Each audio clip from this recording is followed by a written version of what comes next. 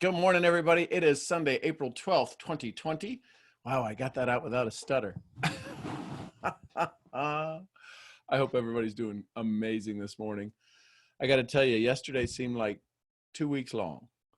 I don't know what it was. I'm sure it had everything to do with the Les Brown interview, but I want to welcome you all here. I want to wish you all a happy Easter. Today's the day he rose, so I wish you all the blessings, all the peace, all the joy. So today's going to be a conversation about what we learned, what we liked from Les and John Leslie yesterday. And I'll be sharing a couple little videos from that, just little outtakes of it. It was pretty cool. John Leslie's little conversation, his response to Kevin, that was pretty powerful. So yeah, we'll have that. So good morning again. Send out your 3 messages of love, of joy, of gratitude. I appreciate you all being here, and appreciate all of the thank yous and all of the posts on social media and Instagram. Everybody doing screenshots of all of that good stuff. It was just awesome. There was 50 new folks that wanted to connect because of their posting out stuff with Nano. So that was pretty cool. It was just, yesterday was just, I don't know if there was anything not good about yesterday. I think everything turned, at least for me, it turned out amazing. So with that being said, let me look here in the chats. Good morning, good morning. Happy Easter, happy Easter. Appreciate y'all being here. I'd like to, let's just open it up. Raise your hand. What'd you learn? What'd you like? What comments did you have? What note did you miss that maybe somebody else got? And let's just go from there.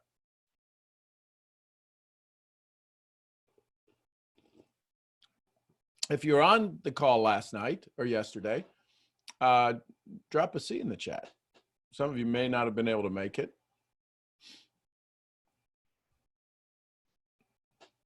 Cool. I was on there. So what'd you guys pick up? Here's what I picked up. So here's the messages I got from some mentors and folks I hang out with that have known Les for a long time. They said that was the best Les they've seen in a long time. He was on fire. He was lit up. He was plugged in. He was tuned in. He was turned on. He was ready to go for everything. And so they were quite happy. They were ecstatic that he showed up the way he did. And it's going to be, they said it was just an amazing interview to watch. So I learned that I was blessed. Yeah, I'm a pretty good interviewer. I'm probably one of the more fun interviewers out there, because we were talking about stuff from Pepper's Junkyard and stuff from the book, that little moments that made it into the book. So here's how I did my part to make it a great interview. Had the roller coaster, right? Had the roller coaster going up and down. Had the Jim Rohn connection in the beginning, right? Kyle Wilson, Jim Rohn, because him and Jim Rohn were just best of friends. Couple of personal things, couple of low stories, right? The white line, right? That was the first question, starting off with the white line. Now, if you haven't read the book, the white line he talks about is the white line on the bus he had to stand behind in Miami, Florida, with his mom, going from Miami Beach down to Miami, or from Liberty City into Miami Beach. So that got things centered. Then we had some more laughs. First of all, we started off with that amazing blessing from Rhonda. I mean, that just rocked my world. And I asked some people. Thank you for that opportunity, Sean. Thank you so much. Where are you? There you are. Yay, here. there she is. And Good morning. Yeah, it was, young lady, you did absolutely amazing. I like that young lady bit. Yeah. Well, like, because at this point, the recognition goes to you. I know we kid around like brother and sister, but young lady, you just did absolutely amazing. And I actually cut out Rhonda's piece and sent her that clip, and you could see where Les is nodding. So I got to give you credit. That set the stage. All right. Here's the thing to be aware of. If you're going to go on stage, one of the biggest things, and I can't emphasize this enough as a speaker, you have to write your introduction. You don't let somebody go, yeah, I pulled it from your website. They ain't seen it. They ain't read it. They don't know what it is. They're going to stumble through it. And the audience is going to hear a story about you that ain't you. So the reason I felt 100% confident to have Rhonda give a blessing is because I knew who wrote the invitation. This wasn't just about a blessing. It was an amazing prayer, and you could see him nodding. And John Leslie, I don't know if you noticed, but I think John Leslie reached over and grabbed his dad's hand. So rather than me talk about how good I am to Les, and Les talk to me about how good he is to me to Les, why don't we have the guy that made us all talk about how good he is to all of us? You understand why this conversation went off like beyond amazing? People who have seen him interview before and go, I don't know what you did. I don't know how you did it. You're an amazing interviewer. You set the stage. Because I called people the day before. Listen, this is the behind the scenes. This is the inner circle conversations. I called people the day before going, would Les be okay with a prayer? Would that take him off his game? I didn't know how it would because of how much he talks about God and his heavenly Father. You never quite know, though, right? Sometimes speakers don't want to be upstaged. And I ain't met a speaker that ain't upstaged by, by his word. You follow me?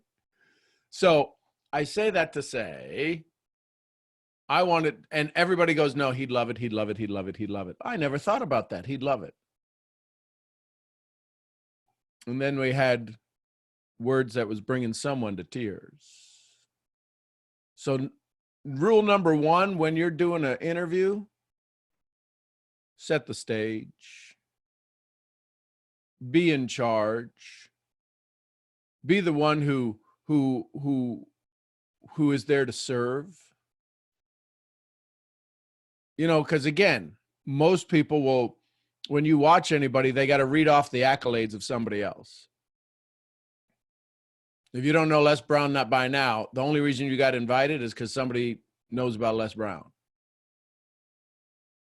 So I think that was God sent on my part to ask. It was God sent on Rhonda's part to say it. And that was God going, let's just get clear here right now. We're going to have some fun here, and we're going to inspire the 500 plus people. And I apologize if you were one of the souls that couldn't get on, because I don't know how it happened. I think I know how it happened, but we had over 1,000 people register for it. We started this on Thursday afternoon. Thursday afternoon to Saturday morning, over 1,000 people register. Now, you all understand, you all know that you've invited, how many of you have ever invited somebody to an event and they didn't show up? Type a NS, no show. If you've ever had somebody you invited to an event. Yeah. So I know I wasn't going to invite 500. I was playing American Airlines right then. I wasn't going to put 500 people on my plane that held 500. I was going to go for 750, 800. Here's the thing. When people jumped on and jumped off and jumped on and jumped off, or got kicked off and couldn't get back on, listen, this is a behind the scenes conversation. 682 people actually saw it live.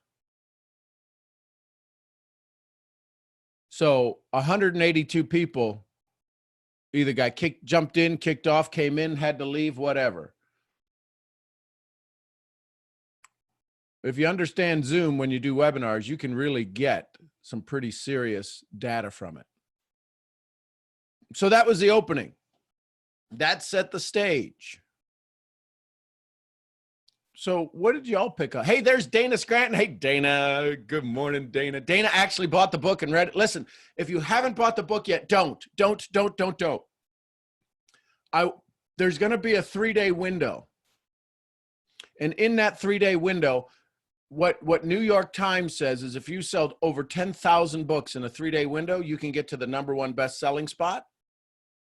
So there's going to be a 3-day window coming up. It's going to be the end of this month. It could be the 26th, 27th, 28th, 27th, 28th, 29th. I'm going to find out from Babette, the one who set this up with me, and from John Leslie. Yeah, because we want to buy it in that window so that we can get the most numbers of books in that window to drive it to #1. So, Dana, go ahead, my friend. All right. Well, good morning, Sean, and thank you for facilitating that yesterday. That was incredible. It was fun. I got to tell you, I was a little kid. I mean, there wasn't a nervous cell in my body, and it was fun. Yeah, that was pretty insightful and impactful. I've seen a lot of his videos. I've never seen him live, of course, but I tell you, he was compact, concise, clear, and it was right there. If you didn't get a message out of that thing, you were smoking or popping something. But now there were a couple of takeaways from that call that just really made a lot of sense. And I guess one of them that he said in there was judge a person by what they do that they don't have to do. You know, and there's a lot to be said about that. And, you know, just you can look at yourself in the mirror on that one if you would. But, you know, that's the go the extra mile and then go another mile and another mile. And that's the one thing that we oftentimes forget in this profession. And in fact, any profession, people get into a kind of a self-pity entitled, I'm just a worker bee mode, and they forget themselves. And that's a message in his book.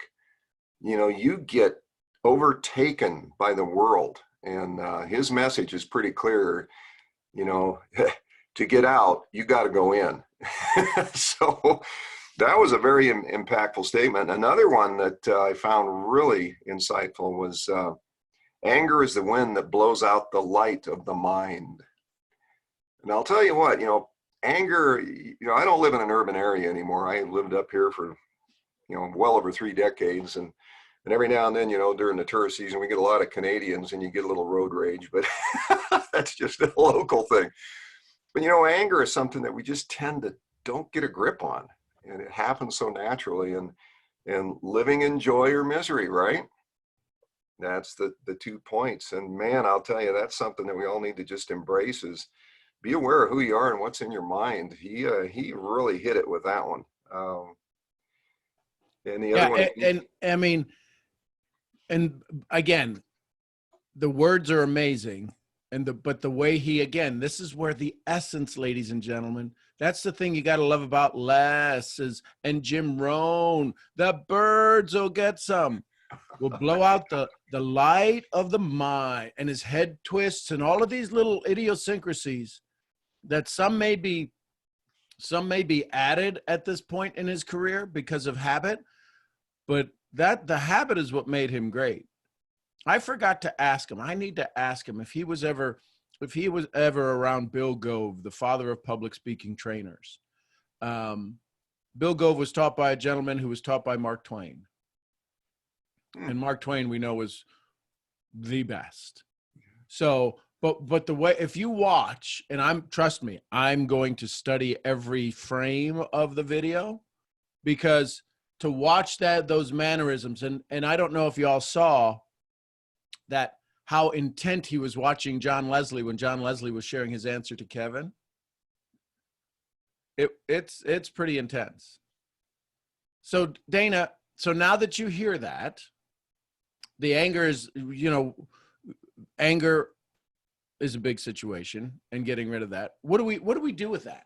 What would you suggest? What would you guide us on? What do you think you're going to be aware of differently now that you hear that? Because you've heard it a variety of ways before. What do you do now with this? Feelings and thoughts. to be aware every day, to make a conscious effort to be aware of your feelings and thoughts and whether they are in the category of joy or misery. And I'm going to put anger over there in that category of misery. Yep. And it really comes down to awareness. That's number one. Number two is to look out at others and look past the anger you see. And this goes to the ask the question, why did they write that sentence? The sentence is their behavior. It's their anger. Why is that happening? Look beyond it for the thing that represents the absence of joy that you can feel. So, but that's awareness. Again, that's being aware of your environment. And your thoughts and feelings, of course, are going to come to a large extent from values and beliefs, but some of that is going to be current, the environment you're in, the people you see and feel. So that would be one takeaway on how to handle that. And the expression, anger's the one that blows out the lamp of the mind. What do we do with that? You know, that's a good question. I think anger, you know, once you can become aware, you have to replace the anger with optimism, abundance, joy, love. In fact, just the word love. The whole concept of reaching out to care for someone else, something else, being involved in something greater than yourself, outside of yourself, from within. See, the anger is within. It's how you interpret the world around you. If you interpret the world as a slate on which you can write your destiny, to write your impact, to make somebody else able to do the same, and every time you feel anger, you go to that thought. You have a home thought. That home thought is, imagine this. Imagine the smiles, the joy, the glee of some group of people that you can have an impact on, and how you're going to do that from within. You know, that to me is, when you feel anger, when you feel something like that emotion, you go immediately to a home thought of, how do I help this population of people or this situation? Get out of your mind immediately from the anger side and go to the love side. That would be one way I'd approach it. And I love that. And that's absolutely great, because I forget who said it. Some great Stoic said, you know, anger is like drinking the poison, hoping they die. Yeah. Yeah, no Right. kidding. I mean, and anger can only show up based upon not what they say, our reaction to what they say. So it's always internally based. Yes. Right. If anger was what was happening in the world right now, we should all be absolutely in an insane rage. Right. There's still children being trafficked. There's still things that are happening, rape and shootings, and we should all be insane. If the world is supposed to be the one that makes us insane, that because it's happening out there, we get angry. We should all be angry right now. But why not? Because it's not on our windshield. It's not in our window. And if it shows up in our window, it's never what they say. It's the reaction we have to what they say. I can offer a little aid. It's quite frequently, in fact, perhaps most of the time, underneath anger is fear. So if we're able to recognize what it is that we're really afraid of, and then do the face and rise or face and run, your choice. That's another way to recognize and deal with your anger. Exactly. And seeing that also in other people. If you're witnessing someone else's anger, it might help to ask, what are they really afraid of? And then help them address that fear. Exactly. Right. We can get better. We can get bitter. Don't get angry, get better. Yep. All powerful conversations. The key is that we can read it all. We can say it all. We can hear it all. We just have to do it. And that's where the addiction to approval comes in. If you're somebody, right, Joe Dispenza talks about your personal reality makes up your personality.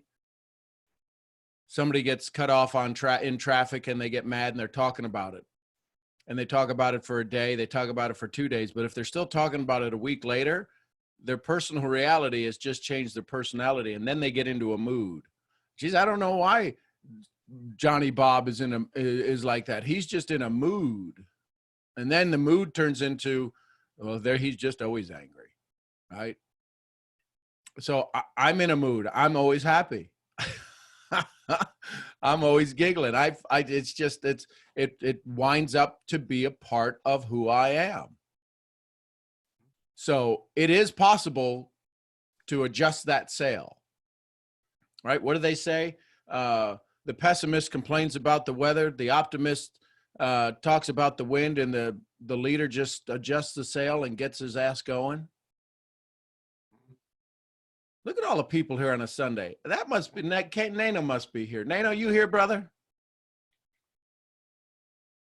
Yes, sir. How's the star doing? I'm doing phenomenal, Sean. How are you? Good time. Good job. Oh, let's see here. Yeah, I'm doing great because, you asked an amazing question yesterday and you got an amazing answer. I'd be curious to find out, how are you feeling this morning? Man, I was actually surprised with the answer, and I was even more surprised at how John responded too. John came with, he was like he was like the one that came with the finishing touch. He was the one that gave that finishing punch at the end. He just, Les told me some things, and then John came with that fire, and I felt that, and I really, really resonated with the message that he shared with me, and I'm so excited about listening to it again. And I actually want to study the message because it was such a powerful message that was shared with me yesterday, and I'm just feeling so good. I feel like a different person, because I know what he meant with that message. And like he said, it's all on me. It's all on me. And, I love what he said about the enemy within. If there's no enemy within, there could be no enemy without.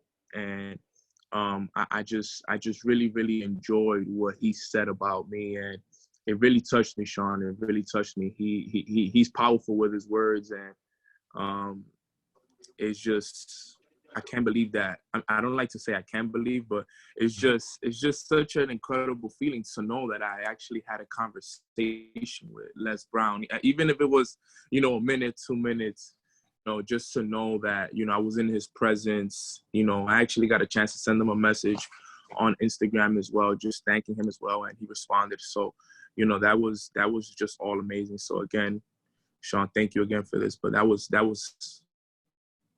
incredible. It was really just incredible, the whole thing. Would you like to hear John Leslie's reply again? Yes, I would love to. I would love to hear it again. Hang on. Spite of the rejections, it's your time. Do it, John Leslie. It's your time. Love that. You know who I'm talking about. You. It's time to leave the stage behind and be real. And there's nothing real about what you're doing if you're lying to yourself. Mm-hmm. Don't you want to be happy? Don't you want more out of life? Well, then tell yourself that satisfaction isn't enough. We all want fulfillment. It's not a question of whether or not it's possible. Conquering is part of your description. It is in your nature. The will to overcome and produce was designed to be a part of your genetic makeup. Wake up, wake up, wake up. What is it that you're doing? What made you stop pursuing? Sure, it's hard and it takes time. Sure, you might lose comfort and sleep. Sure, it might be frightening. But so what? If that's all you've got to be truly filled full. No more self-doubt or self-destruction, just self-discipline and self-development. If you consider yourself a child of God, then start showing some of your father's traits. Just do it and don't stop working until your life has meaning. Wow. Woo! Speechless. Oh my gosh, that's so good. So good. Oh, yep. There you go. How you feeling, Nano? And you know what's the best part about it, Sean? I go back to the mentorship session me and you had a few days before that, and he kind of answered all the questions I was asking you in one message. It was just like, here, this is what it is. This is what you need to be doing. Boom, boom, boom, boom, boom, boom. And it made me feel like, wow, I need to wake up. I need to wake up. There's no satisfaction. I understand I need fulfillment and all that, but we need to go out there and really get it. And I love the way he designed that message. And I knew it was for me. It was God speaking through him to me, just like, this is what it is, Nano. Like, this is what you need to be doing. I know it's going to be hard. There's going to be days you doubt yourself. I know the journey is long and it's filled with a lot of challenges, but you were built for this. And, you know, and I love that. And I love what he said and how I have God-like abilities and all that. It was just an incredible moment, Sean. I can't even almost put it into words, describe the feeling of how it feels. Like, I'm still in awe about it. Like, I was talking to my friends about it earlier today and yesterday. I was just like, yo, I can't, like, it was just so much to take in. But it was such a short message, but such a powerful one. And it was just amazing, Sean. Thank you so much. Hey, listen, I told you when we had our little call right after this call, why you were given that position, why I asked you to do that, why I talked to you the day before is because you made a commitment to me. You said you were going to do something and you did it.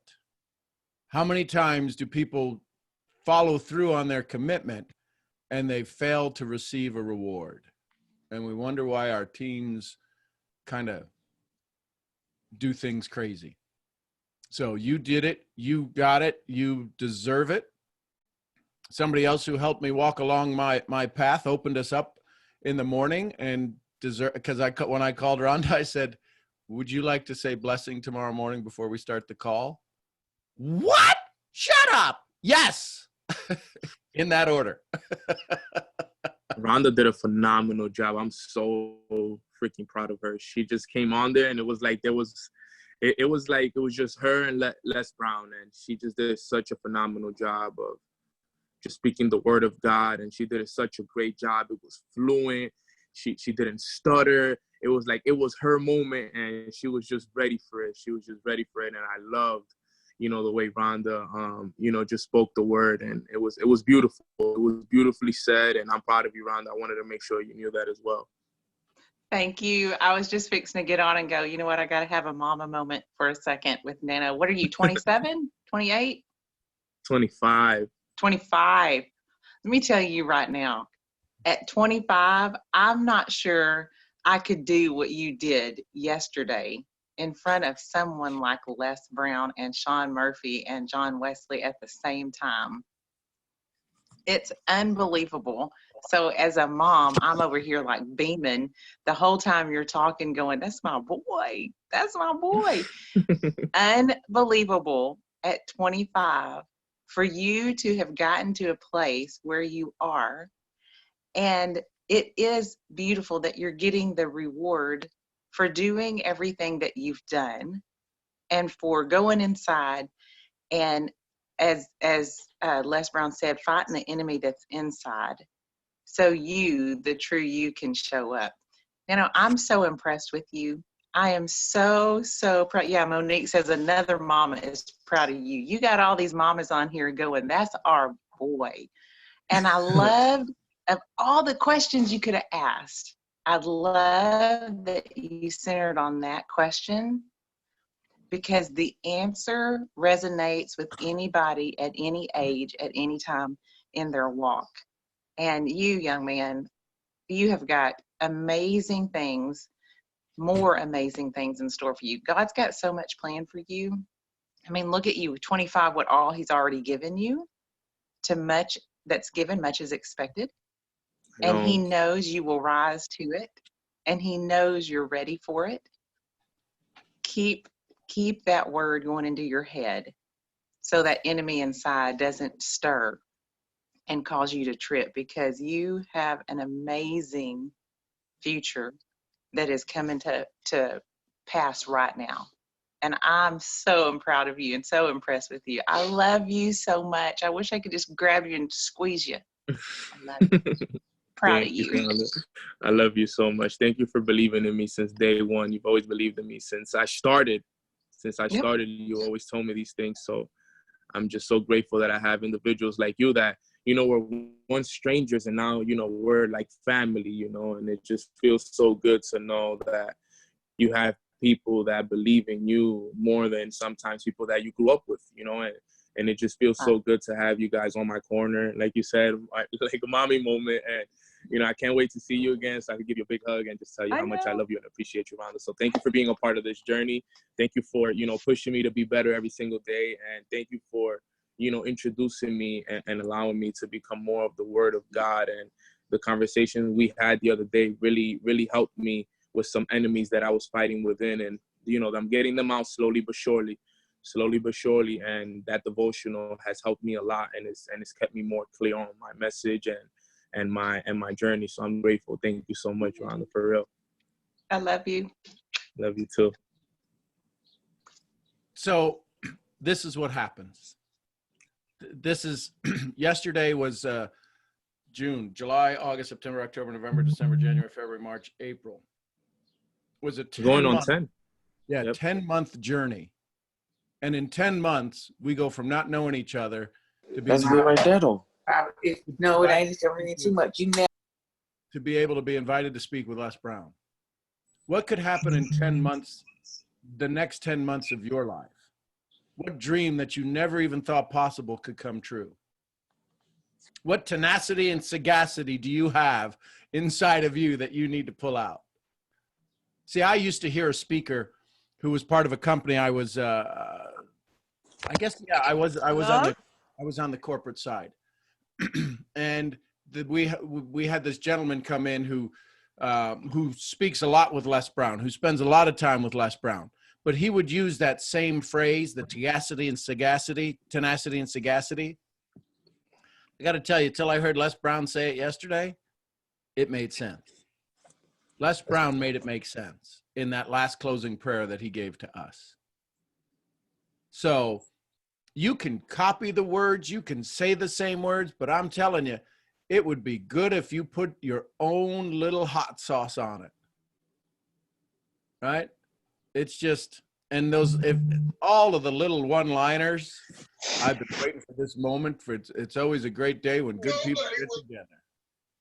So later on, and maybe it's just pretty amazing what's happening.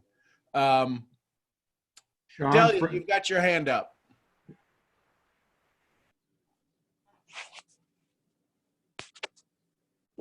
Good morning. Good morning, Delia. When we were talking about anger, I thought about this idea. Anger is a very intense emotion, but if we're focused on where we're going, it cannot tempt us. And if it does, you take a deep breath, you say a prayer, you smile, even if you don't mean it. The smile is gonna go through you and recharge you. And if there's a lot of anger around you from more than one person, take a walk, take a swim, take a deep breath, and remove yourself physically from that toxic environment. So when you come back, you got what it takes to continue focus on what it is that you want to get from this world. That's all I have to say. Love it. Amazing. Perfect. And here's the thing, find a way to laugh. Right? How many of us remember when we were growing up, and some of you are still got brothers and sisters around, that when you get mad, they start laughing, or you get yelled at and they start laughing, right? Or you get called out and they start laughing and you're like, stop laughing. And the more they laugh, the more mad you get. We all have that. The key is, when can we give up? When do we give up the anger? When do we stop drinking the poison that's killing us, hoping it does something to you? So this little interlude, this little 10 months that Nano and I have, listen, it hadn't even been a year. It's not been a year. We have done more things together in the last 10 months than some people will do in a lifetime. Why do I say that? Because you gotta find somebody that's going to pour into you. You got to find something that's going to give you the ability to have your presence, your joy every day. And it's a daily thing. The principle of Kaizen, 1/10 of 1% improvement every day. I had people ask me, hey man, how'd you get to talk to Les? That's pretty cool. How'd you get to interview Les? How long were you preparing for that? How long was that on the books and you didn't tell us? You know how long this was on the books? Monday, the agreement happened. Monday, the idea of it happened. Sunday, the conversation. Monday, just this last Monday. Yes, Les said he'll be on your show. Monday sent a message, Tuesday sent a message, Wednesday, no message yet. I call and say, you know what? I love Les, but I because I'd already started promoting it, just putting, hey, listen, teasers, right? I hadn't put a link up or anything yet because it hadn't been confirmed yet. I didn't want to get anybody upset and I wasn't trying to build a list or any of that stuff. And so Thursday, Les calls me and he says, here's my champion. How can I be of service to you on Saturday? We talked for about 3 minutes, put the links out, started blowing it up. Friday, John Leslie calls me and he says, do we have a link to get on the call tomorrow? I said, you know what? That would probably be a good thing. So from Thursday afternoon to Saturday morning, that's how all this happened. 36 hours this happened. This wasn't a 2 month. You know, when people talk about, you see promotions for people putting out events in the fall. This happened in 36 hours. This is what a community will do when they're given a chance to charge. And for that, I say, thank you. Yeah, be ready. So how did I prepare in 36 hours to speak to a legend? He's a human being. I picked some of the stories, some of the moments that most people would let go by. Yeah, I probably prepared for that 1 hour. Well, you saw I had 17 pages of notes and probably 15 hours of preparation for that 1 hour. I got to ask 4 questions, four or 5 questions. I brought some other people in, change up the view, had somebody started off different, change up the view. Too many people are going, well, this is my moment. This is all about me. I had people who called me and said, hey, thanks for the shout out. I've never gotten a testimonial from Les, but your shout out allowed me to grab a testimonial for Les that I've never been able to get from him in 20 years of our relationship. Guess how I am in the eyes of that person? That wasn't the intent. So why do I share all of this with you? Because every one of you are a stage taker and a dream maker. Every one of you are a stage taker. You wouldn't be here, the 94 of you on a Sunday morning. Happy Easter, by the way. Happy Easter to you. You wouldn't be here if you weren't a stage taker. But here's what I'm going to share. Don't take the stage by yourself. Too many of us are trying to get on stage and then we try to make it all about us. Don't take the stage by yourself. You want to do that? You know, if you take the stage by yourself, you know how many people you'll have in the audience? Not a whole lot. You'll have your fanatics, but as soon as they find something else to be fanatical about, you'll be like, where'd they go? You'll be a leader out for a walk, just taking a walk. You're all stage takers. I want you to hear that. You don't show up on this call on a Sunday morning like this. You don't, unless you're going to be the one in charge. You have a story. You have a story. How many of you get more views when you do an interview with somebody? Right? Here's me. I'm the same guy as I was yesterday. I'm the same guy yesterday morning at 8:30 as I am today at 8:30. Why is there not 500 people and hundreds of people screaming at me going, I can't get in, I can't get in? because it's who I was sharing the stage with. Y'all have amazing friends. Y'all have amazing leaders. Y'all have incredible stories. Nobody wants to hear about your business. They want to hear about the person they're getting into business with. When did Les tear up? Most people wouldn't ask him about his mama clapping her hands. I would. I would. Why? Because I knew that would elicit a response. Because everybody said, hey, Les, tell us about your story. Tell us about your book. Y'all fell in love with Les Brown in a way you never fell in love with him before, because you heard stuff you never heard before. And if Les says boo, we all go, ha. And if he says jump, we're all going to say how high. Because you heard a Les you hadn't heard before. Oh, you heard the hungry, and you got to be hungry. You heard all of that, but you heard a place that he's not been able to go before because people hire him to motivate. This was an interview. This was a conversation. This was a dialogue between three human beings and y'all. We went through the roller coaster, but when he had to talk about his mind, listen, Les, tell me about the white line. I touched on it, and then he gave his wisdom.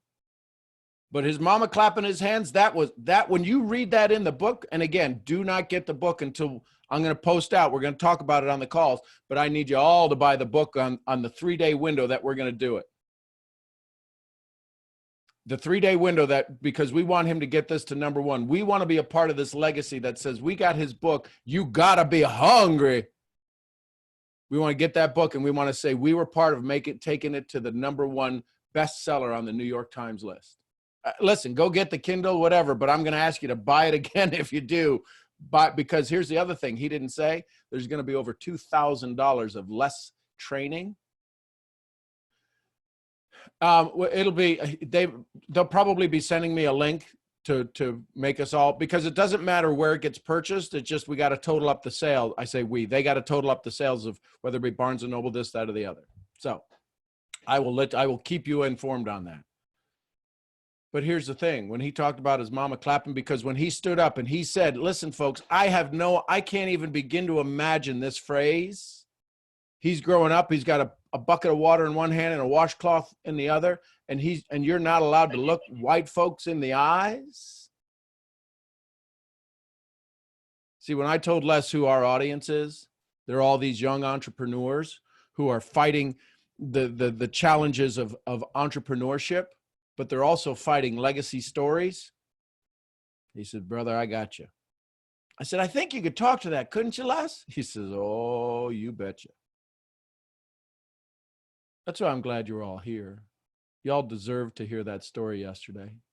Every one of you deserved to hear that story yesterday. Every one of you were given the chance to be able to say, if he could do it, what's the rest of that phrase? If he could do it. Uneducatable, mentally challenged, mentally retarded. The reason his mama had to take him with him is because the neighbor would take care of the kids, but they wouldn't take care of him because Les has got a problem. He's a little different. No, it's not posted on YouTube, Brittany. This is going to be one where this is a precious piece of information right here. This is my intellectual property along with Les. You will have access to it, but it ain't going to be free on YouTube. Because to watch this and not know what to do with it is like giving somebody a gun. Y'all will definitely have access to it. But it's going to be in a place to where people are going to have to, you all have paid the price. Y'all get that? You have paid the price to have access to this. So, yeah, you will definitely have it.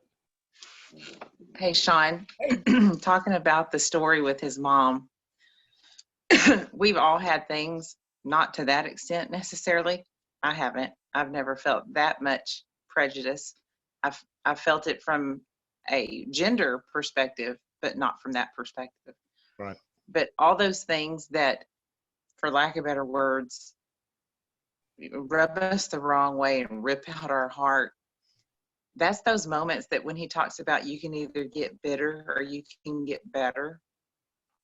He took that moment and instead of holding on to that anger, like we talked about a little bit ago, he released that anger and he used that as a stepping stone out of bitterness. So bitterness couldn't take root and into an amazing growth point. And I know people probably realize that, but highlight that some more, because we've got people all over this call and all over in our lives that allow bitterness to set in. And, you know, frustration is thinking God got it wrong. Bitterness is believing God got it wrong. And when bitterness sets in, it robs you of peace and joy, and it puts you in misery. And it lets anger be your reaction to everything because it's rooted in bitterness. And of all things, a young man sitting there scrubbing floors in a home that he could never own, not being able to look in the eyes of the person who owned it, and having to hear his mom clap her hands so someone wouldn't think she was stealing, is a moment that if any of us were going to justify anger and bitterness, we would probably go, well, you know, you have that right. And he didn't pick that up. He let the anger fuel him into, I'm not ever going to do this. I'm going to take care of my mother. I want to be a man now. So That's the phrase that galvanized it for me. Yeah. I want to be a man now. Yeah. Some of us might need to be saying that right now. Yeah. And it wasn't a lengthy discussion in his head to have that answer. It was an instant answer. Injustice equals I need to be at a point where I can combat that. Not maybe I need to become a man. No, it was injustice equals now. And I was watching that and played it out, and I can't wait to watch the replay on that, because bitterness will take root so fast, and bitterness can come from all kinds of sources. And it hit him, and I can't remember how old he said he was. It hit him at that age. And even at that age, he didn't grab a hold of it. So I would think focusing on that, paralleled with addiction to approval, could uncover a lot of demons people are wrestling with, and could put people's lives on a whole nother perspective and a whole nother trajectory just from that alone, that story. Of course, every story he gave, you could write like a whole series on every sideline and every story he said, but that was an unbelievable moment. And it brought him to tears again, because that memory is so strong. That's still the driving factor. That conversation again, because it was the title of a chapter in the book. But this whole story about what is it that you need to become now that you are not going to listen. And when I asked him the story about Sam Axelrod totally understood where Les was coming from, because he was on the same sign of Jews and coloreds and dogs not allowed. How can you face that? Imagine if everywhere we went, it said business entrepreneurs not allowed. If we didn't understand the success that we can have and the success that we build and the communities we build, that's why churches became so big, is because that's the only place they could meet, right? And it was this isolation. I only know from the slums of New York, whether it was the Irish, whether it was the Italians, whether it was the Polish, that's what slums were. That was your community. And then it became not nationality, it became race. So this idea of I want to be a man now, I want to cook for you. I want to wear clothes that ain't been worn by somebody before me. And even in that story, do you hear the brilliance? I need you to catch this if you want to do some public speaking. Even in that story, when he was talking about cooking and cooking food for himself and cooking food that wasn't somebody else's leftovers. Does anybody remember the story he told about his mama's sweet potato pie? See, it's those little things. Your toes curl up. Oh, you couldn't eat it with your shoes on. You got to take your shoes off when you ate my mama's sweet potato pie, because you got to wiggle your toes. Even in that story of misery. He understands. He knows the response that he gets if he takes you on that giggle, and then he took you back into the story again. You can't leave somebody in the pain. Too many of us are helping people get started, and we leave them in their pain. We leave them in their pain, right? Do I have permission to help? Make you feel uncomfortable? We forget, take you out of that uncomfortable feeling. This ain't rocket science. You just saw it mastered. Right? Did you hear the other thing? Whenever Sam Axelrod they'd all get in the car selling stuff, and he'd be talking about, he'd tell us these quotes.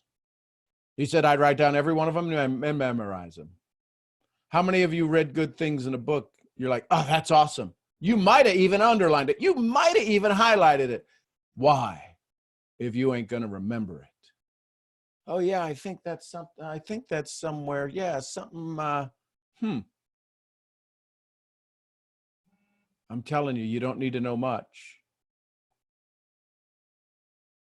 Right? The lady that tried to fight her way through the crowds to get to Jesus, all she did is, if I could just touch the hem of his cloak. And she did. And because she did, he said, wait a minute, somebody just had so much faith that just showed up here. I need to talk to them. She didn't even want to talk to him. Just let me touch your cloak. How many of you have touched the cloak without the faith? You want to be a man now. You want to be a woman now. You already are. See, he couldn't become that man when he looked up and said, my mama would never steal from you. She loves your children, calls them her own children. All of this is happening right now. You are those people. You are those individuals. But here's the difference. What's it say? What's it say in Napoleon Hill's, the first chapter, burning desire? Who are you waiting on? Who are you waiting on? Who blew out your lamp light of your mind? Yeah, but Sean, you don't understand. I will never understand some of y'all's stories. I could never even begin to fathom. I couldn't even begin to wash your feet because of the stories some of y'all been through. But when are you going to light your own lamplight again? Stop putting it under a bushel basket.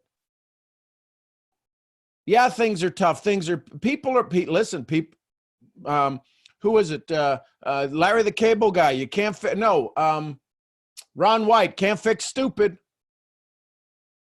Jim Rohn would say, don't sign up for that class. Why don't they understand me? Don't sign up for that class. You all have the right now to be your best, misery or joy. You all have the right in this moment, misery or joy. I don't care the old story. That's the old story. Yeah, but I can't give it up. Keep drinking the poison. Well, how do I get over that? That might be a better question. Even a better question is why am I so good at living my story today? Why am I so good at living my story right now? Well, all of those things I did, they hurt me. All of those things I did that may have hurt somebody else.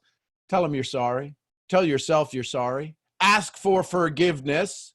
Somebody's standing right there on your shoulder. Somebody's standing right there behind you going, just ask. All you got to do is ask. I can't give it to you till you ask. I'm not going to pour it on you. I'm not going to dump it on you. I'm not going to throw it down your throat. I'm not going to show you 1,001 things at a subliminal level that you can see and you go, oh, the sign was here all the time. The sign is here all the time. Some of you got more out of lesson in one sentence from less than you have in every book you've ever read. Why? Because it was in the now. Can you imagine why his mom was getting frustrated? Because we hear the story about his mom getting frustrated. Leslie, just you pay attention, doing what you're doing. Because mom's story had to run in her head. Mom's story had to run in her head that I can't say anything in front of Miss Harris. I can't tell her, Leslie, I'm running here because Miss Harris thinks I'm going to steal something. But she said it in her head. See, when he says my mom's hunger, sometimes she'd go to bed hungry to feed her hunger. She'd nibble on a saltine cracker because she needed to feed her hunger of taking care of her kids, which she couldn't have. How could you have, Miss Brown, Mammy Brown, how could you take care of 7 kids? Where did you get the idea? She said, I knew if I believed, they'd be taken care of. What are y'all believing in? What are y'all putting authority in that you have no authority over? You have authority over you. You have authority over whatever faith it is you choose to believe. You have authority over what tomorrow will bring you if you believe that today is bringing you the best. You listen, they won't write it in the Bible, but Jesus was one funny son of a gun. He was hysterical. Could you imagine him today if they did a play today? Hey, listen, here's the woman. Listen, she's committed adultery. We want what sin should we what punishment should we give her? She was an adulteress. Hey, listen, y'all. Yeah, I see her. Whoever of you have not committed a sin, you throw the first stone. And he goes back to writing. He goes back to write, and then guess who left first? It says it right there in the word. The elders left first. The oldest left the first because they said, man, I don't want to be around. I don't want to be the last one standing. How many of us have all been accused? How many of us have all been accused of something wrong? How many of us have had somebody say something about us that wasn't true? All of us. Now, I will say this. I'm a 54-year-old white guy. I think I've had life bad sometimes. I know I ain't had it bad. I know my worst day is better than some of y'all's best days. Why? That's the shitty way that life has unfolded itself right now. But here's what. You're on this call right now. You and me, we can change this together. We're a psychographic, not a demographic. We believe in one thing. People should have more. We believe in human beings. Regardless of whatever it says in the Constitution, race, creed, color, all men should be created equal. Man, that sounded good.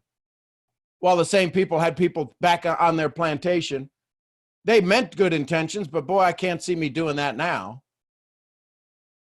What can you see yourself doing right now? What did Nano have awakened to him?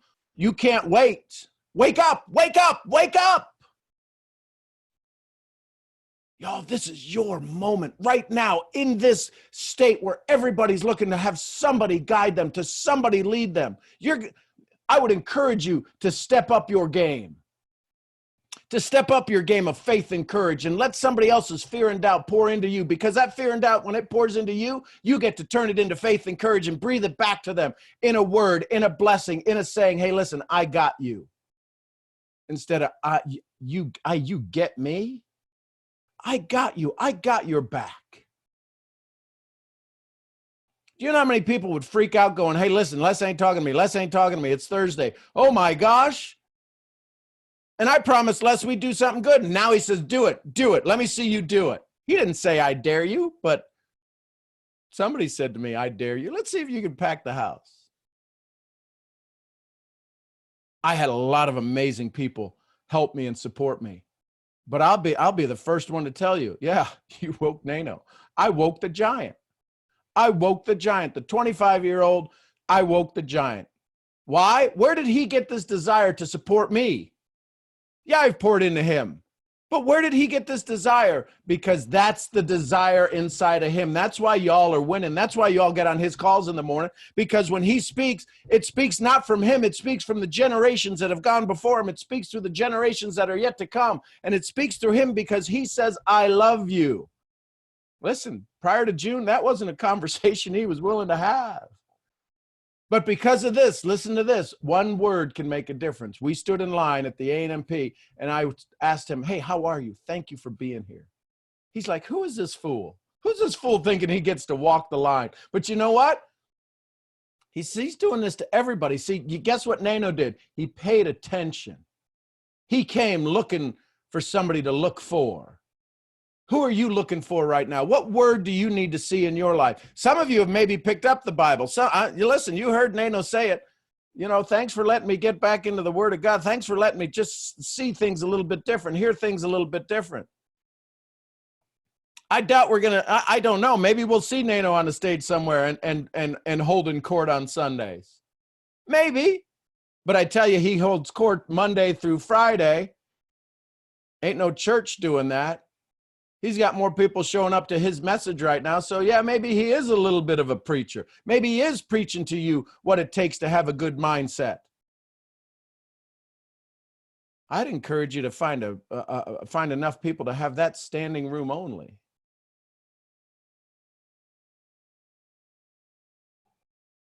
Y'all get this? These are our friends. These are the people that we love.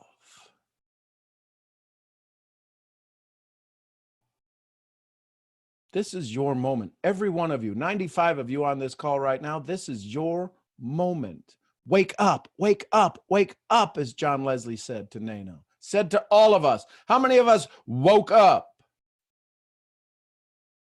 And how many of us are tired of having to clap our hands because somebody out there is thinking we're going to steal from them? This isn't a world, it says in Science of Getting Rich, you must move from the competitive world to the cooperative world. Who do you think you're competing with that you got to, every time you have a dream, you got to clap your hands so nobody thinks you're stealing their dream? You ain't stealing nobody's dream. It is your dream. It is your dream right now, and you deserve to have it. Stop clapping your hands, start writing your goals, and get to work.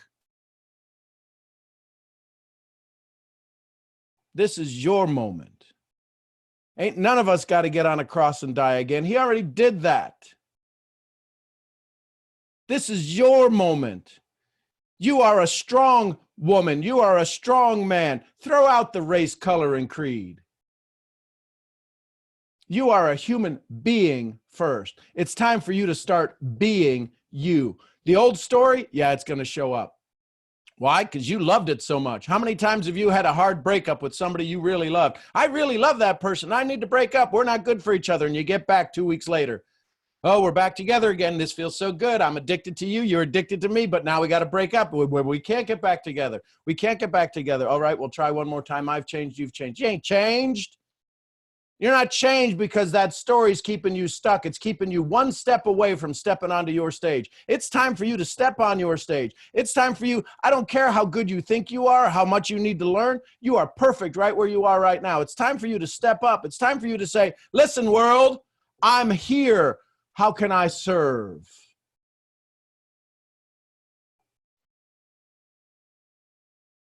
It's that last part you just said. It's that last sentence you just said. Listen, world, I'm here.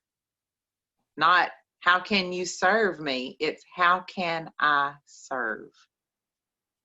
Listen to that. That's the difference between commission breath and true breath. How can I serve? That was huge right there, Sean. Huge. You heard Les. I asked, and I knew he would say that, right? So here's again, you guys are all on the inside. I knew if I asked Les after that call, Les is the consummate gentleman. He is the consummate professional. He knows that we brought him 500 people who may have not ever had a chance to really hang out with him for an hour. You know what he misses? I was told that he's missing that audience. He's missing that rush. That's why when I said, Les, I can't keep up with the comments. Did you see it? Because he wasn't paying attention to that. I had to feed that little kid in him, that little boy who had to stand behind the line. I had to feed in him. Dude, you're doing it. You're crushing it, Les. But he said, when I asked him, Les, what'd you love most about the call? He said, you. I want to say, you know what I love about this call and the 93 of you that are here? I love you. I do. But Les gets a lot of people who want to take advantage of him. Les gets a lot of people that know how to ask him the questions that'll sell their book or sell their something or sell a program or sell a training. Listen, my goal was to get his book to #1, is to find an audience that will fall in love with him. Because here's what I know. If the 1,000 of you that signed up for this, if the 1,000 of you said that I want to be a part of Les because Nano said, or Facebook said, or Sean said, or Rhonda said, or if we all got 2 people, there's thousands more. There's thousands more people globally around the world. And what if we just got 3 more people? We almost got them to #1 by ourselves. You want to be in service? You want to change your world? Be a part of the story that says, I got Les Brown's book to #1. You gotta be hungry. This is your moment, ladies and gentlemen. You don't need to question no more. You don't need to doubt no more. You may not know what the heck is going on, but this is your moment. The pain you've been through, That's the scaffolding you're going to stand down to shout your story from the mountaintops, from the rooftop, with angel wings. You get to tell your story. Why? Because you've been through it. You know what's going to give you the courage when somebody goes, I can't believe you did it. I did it. You could do it. Isn't that going to be the best thing you could ever say? I did it. You could do it. What did it say in the Bible? Even the least of you can do this amongst me and more. The least of you can do this and more. Some of us are feeling pretty small on some days. Well, I'll tell you what, he said, even you could do this and more. Les Brown, who had to stand behind a line on the back of the bus and said, don't go in front of the white line when all those comfy seats are up in front. He had to hear his mama clapping her hands, going into a room looking for Miss Hayes's little dress, black, yellow hat that she was looking for. Mama, what you doing? Don't you worry about it, Leslie. You keep doing what you're doing. Walks into another room. I can't find it, Miss Harris. Walks into another room. All of a sudden, she's got to clap. Leslie, just stop doing it. You want me to tell you why your mama has got to keep clapping her hands? Because I have the help clap their hands so I know they ain't stealing nothing. Who's stealing your dreams? What are you running around clapping your hands for? Ain't nobody stealing your dreams. But if you think you're owed something, keep on clapping. You ain't owed nothing. You've been given life. You've been given this moment. I would ask you to breathe in faith and courage and exhale fear and doubt, because right now you are in charge of you, not me. It's you. Best Sunday sermon ever right there, buddy. Come on now. How y'all feeling? Let's go back to questions and answers. Woo! Yeah, that came from the heart. Thank y'all. Thank y'all for being here to allow me to share that. Let me hear it. Thank you for showing up for us. That was So, obvious Sean. that it came from the heart. Love you. Sean. Thank you, Sean. That was awesome. Came from the heart. Sean, I felt Sean. that through every vibration. That was amazing. Thank you. Thank you, Sean. Love you, Sean. Love you guys too. Thank you. Thank you. Thank you, Seon. Thank you, Sean. We love you, man. Sean. That Yeah, was very spiritual, Thank you, man. brother. Thank you. that was pretty cool. Thank you, brother. I don't know. I'm not sure. I know where it came from, but it's like that was not a script, as you could tell.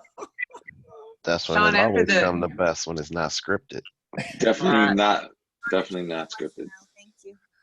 After yesterday's I appreciate you, interview, brother. after preparation, after yesterday's interview, after last night marinating in it and sitting still and finally probably getting something to eat for the first time in 2 days, who knows, and then getting up this morning, what is one thing you learned and you liked through this process? Everybody's human and everybody's got a story. And people want to tell their story. Nobody wants to hear my story. They want to hear their story. And I ask stories. Did you hear the laugh that Les had when I asked him, tell me about Pepper's Junkyard? Oh, Pepper's Junkyard. And then he taught us how to negotiate. Nobody puts stuff in a, remember what I said? When you read a book, you read that sentence. Why did they put that in there? Pepper's Garage had a bigger story than he talked about. It was bigger than taking care of his mama. He learned life lessons at Pepper's Junkyard. I know because I learned stuff at Smith Junkyard. One of the greatest stories I ever tell. That's why it resonated to me is we used to go buy stuff on the farm from the junkyard. And it was called Smith's Junkyard. My mama was writing a check one day. My mom said, who do I make it out to? Now, in the old days, if you understood money and cash and checks and stuff, she said, well, make it out to Cash. But he had this gravelly voice. Make it out to Cash. Nobody can spell my last name. Now I was about 6, and I said, I can spell your last name. It's Smith. Now I learned later on why I wanted it made out to Cash. So it was like taking cash at a grocery store. His name wasn't on it, so he didn't have to show the income. But I didn't know that at 6 because all I knew were the facts I was hearing. Nobody can spell my last name. My mom laughed because she knew his name was Smith. But see, that's my Smith Junkyard story. And when I heard his, I wanted to hear the rest of the story. There will be hidden gems, right? It says in Think and Grow Rich, no fewer than 100 times has the secret to success been revealed on these pages. When you read them, stop, turn down a drink because your life will never be the same. I promise you, there's very few people, if you pay attention to every interview going forward from this book that's coming out, You will not hear anybody ask, hey, tell me about Pepper's Junkyard. I did. That makes me special. I knew it. There's things you need to do right now that make you special. There's only stories you have that can make you special. I'd encourage you to find those. I'd encourage you to tell those. So that's what I learned, and that's what I liked. So is there a question you wish you would have asked him? The questions you asked were phenomenal. But if you had another hour or another 5 minutes or another 30 minutes, is there another question that stood out to you that you're like, man, if I get another chance, this is what I'm going to ask him? So on our next interview, I may open it up. Hey, Les, we had an amazing time last time. Do me a favor. For 50 plus years, you've been asking questions. You've been asked questions. Tell me the question that nobody's really asked you that you wish you could answer.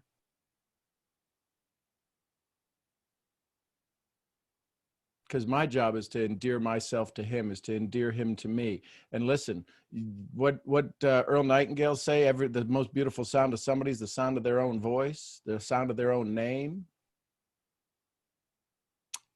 All I want him to do is tell me stories about that. I want to hear the stories. I want to hear the joy come out of his mouth. I want to hear that laughter come out of his mouth going, oh, that's a good one. He's got a script and a repertoire so planned and so prepared based upon the patterns that he's been in. I just want to be a pattern interrupt.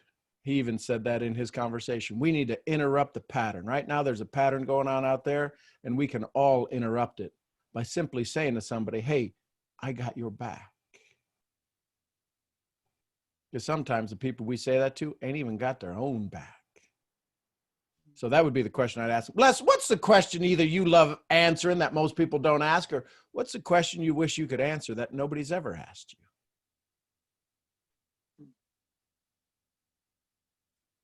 That's good. Y'all are amazing. Hey, Dana, I see you got your hand up, brother. Yeah, Sean, I just wanted to give one more takeaway here that seems to be relevant to the discussion here. But after that sermon, I don't want to throw cold water on a hot fire, baby. But you can't put out a fire like that, brother.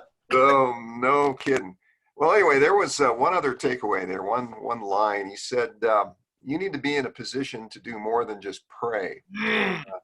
I modified that a little bit because I felt that standalone sentence was powerful. But if I put it this way: you need to be in a position to do more for your world than just pray. It's not about you, of course. And oftentimes, I think people get overwhelmed when we talk about making a contribution to the world, and they see the great big world and 7.38 billion people, and they're thinking, oh my gosh, how can I do that? Your world is how you define it.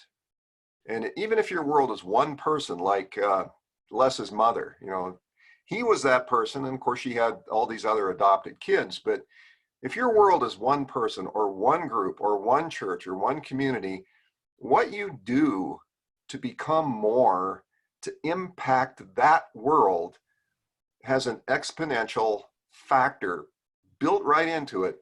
Those people then in turn, some of them will take it and run with it. Others will jog with it. Others will walk with it. And others will sit there and it'll stew in their mind until one day it just ignites and they go, oh crap, that guy said that 10 years ago. Now I get it.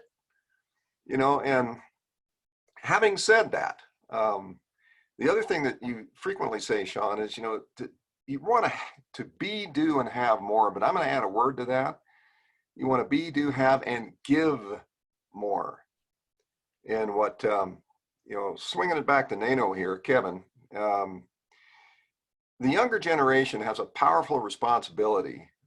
We've got a world that's, some people look at it as coming unhinged, but I would go back to Wallace Wattles and say the world is happening exactly as it's supposed to happen. For if it wasn't happening like this, all these things that we're now imagining and coming up with as solutions to the feelings and the frustrations and the anger wouldn't happen. And that's a good thing. So that group, that younger generation, has a tremendous responsibility to reach out and become more than a prayer. to become the solution. So I'm going to leave you with that and bounce it back to you, Reverend Murphy. I love you, Dana. Yeah, we do have a responsibility. And, years ago when I was prospecting, 10 years ago when I was still in network marketing back then, I'm in it now, but people used to say, there is no economy, there's only your economy. Right? So when we do have that conversation, something you were saying, Dana, came to mind when we're talking about there's your world and then there's our world. Our world is the 7.3 billion. Your world is the 2,000 people you know, right? And how our world gets into affect your world. So I love that concept. That's something that I may be noodling around. That was pretty cool.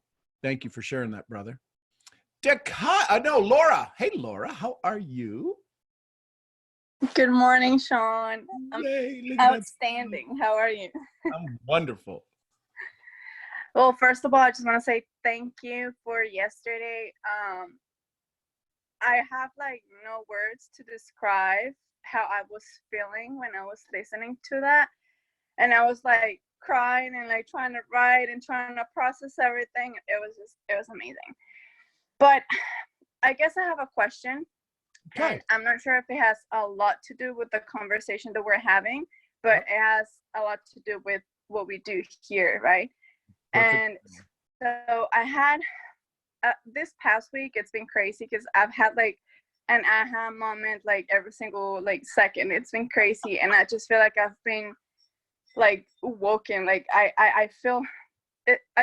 I feel myself, and I guess it's crazy to describe, but I want to share something with you. On Thursday, I met a stranger, okay?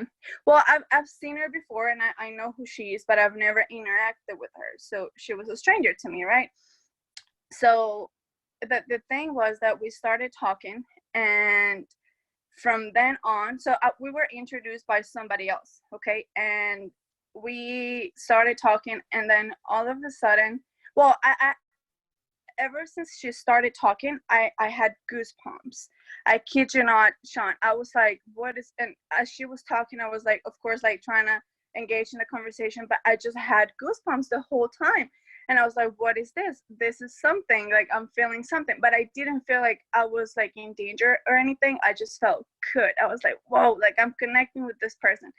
And then all of a sudden, the person that introduced us, she left. She had to leave. But she left at a specific moment, and I thought that was crazy because after she left, we started going deep. We started talking about deep stuff, and all of a sudden, I felt like I met another misfit, and I was like, whoa! This conversation was just going from something that had nothing to do with I don't know, deep stuff, to we were talking about the books that we were reading, how we felt about everything that's going on, how we choose joy. And she was saying certain things that you say, Sean. So I was you were in the conversation, you were there with us too, because I was thinking of you, right? And it was just it was crazy. We were just talking about so many things, and she was just telling me how she felt like she had never, when she meets people like misfits like us, it's never because she found them personally, but it was because somebody introduced her to them. So I was thinking so is that the case? Is that sometimes I feel and I'm sorry I'm talking too much, but I needed to share this with you. I've been holding it since Thursday, so I was I needed to tell Sean. And so I was so am I sometimes just looking too hard for people like that I don't let maybe a third party just bring them to me? So I'm just I'm just thinking do I do too much? Am I still doing too much? But then I was well, go ahead. Sorry? No, go ahead. Yeah. Go ahead. But then, I just kept thinking of you. I was okay, I'm gonna choose joy in this moment. And I was just so happy that it was happening. And then we talked for 2 hours straight. And Sean, I kid you not, for those 2 hours, because I looked at the clock and I looked at the time when we finished our conversation, I had goosebumps the whole time. And then again, this is a stranger, and when we said bye to each other, she said like, I love you. And I was like, I love you too. And it was just crazy. I was like, whoa.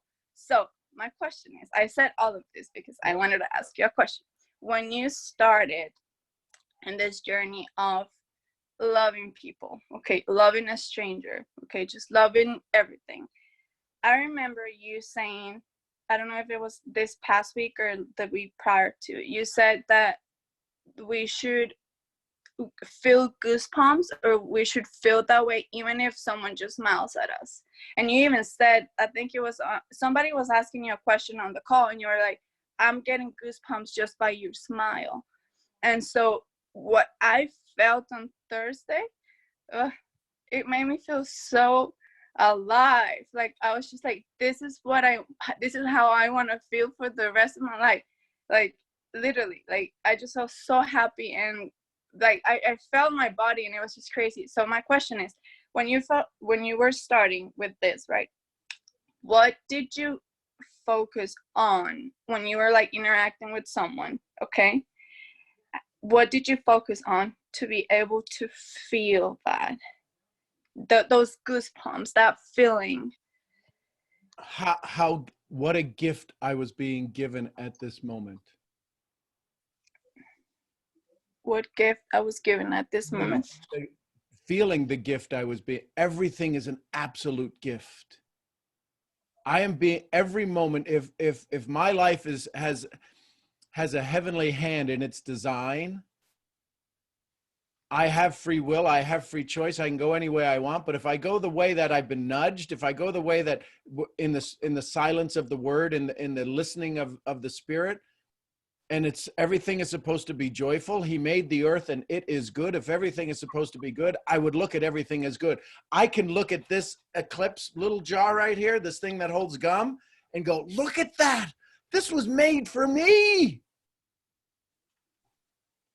He's nuts. You're right. I'm nuts. You're right. I'm rich. Let's move on. So I get myself into state. When somebody shows up and they're just being the biggest butthead, I get excited going, oh my gosh, look who showed up today. The Academy Award of A-holes. This is the best thing ever.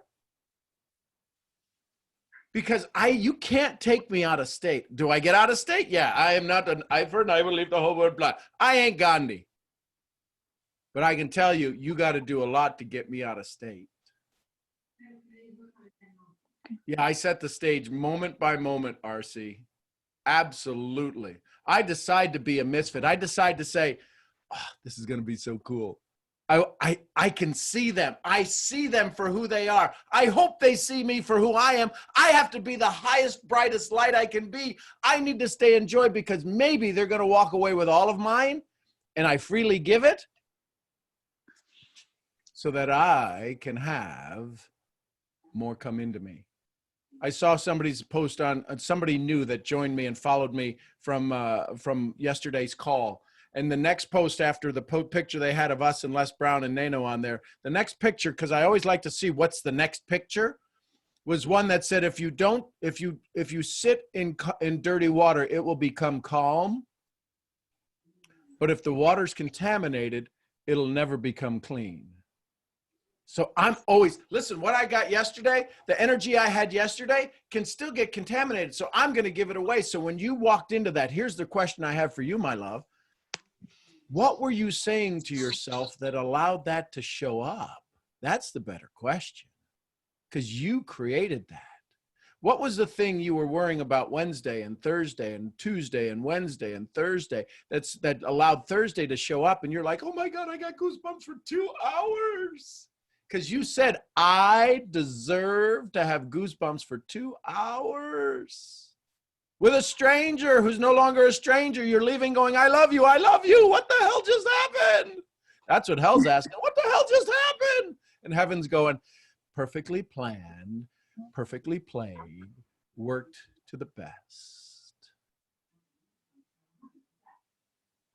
Ask yourself, what were you looking for? What were you asking for? I think the tears that you're sharing right now is what you were asking for. Give me a chance to be in joy. Do I deserve a chance to be in joy? If I deserve to be in joy, give me a chance. Show me that you're here. And we always test them, right? All right, I'll go through the test one more. Give me a chance. God, show me that I'm worthy of your love. Show me that I'm worthy of finding your joy in a place that I could have never expected it. And a friend introduces you to somebody that from the moment you start talking, you got goosebumps. You asked for that. Your reticular activating system perfectly planned and perfectly placed. And listen, did you have anything planned on your calendar during those 2 hours that was or was it completely free? Sean, I was at work. She showed up in my office. It was crazy. I'm telling you. So if you ask, I will deliver. That was called home delivery of joy. You put an order out into the universe, and a friend delivered this joy to you right to your door. It was crazy. That's how. This is how life is supposed to be. You want to talk about crazy? You got to meet a friend for 2 hours. I got Les Brown on a call for an hour. And talk about crazy. Crazy things are happening. We just have to be prepared. Listen, do you know what it would have taken for somebody who's like, hey, listen, I'm not getting less. You need to be responding back to me Monday. You need to, listen, here's my information. Call me. Tuesday. Hey, where the hell are you? How come nobody's responding to me? We got a thing on Saturday to do. I got to prepare. Wednesday. Listen, love you. Let me know when I can be of service. Thursday, get the call. Oh, no, I can't do it now. It's not enough time. I can't do. Joy. Oh my gosh, everybody, we get to be with Les on Saturday, 36 hours away. Think we can pack the room? I don't know if you could do it. What do you mean you don't know if you could do it? I got an army. I got an army. I got a general.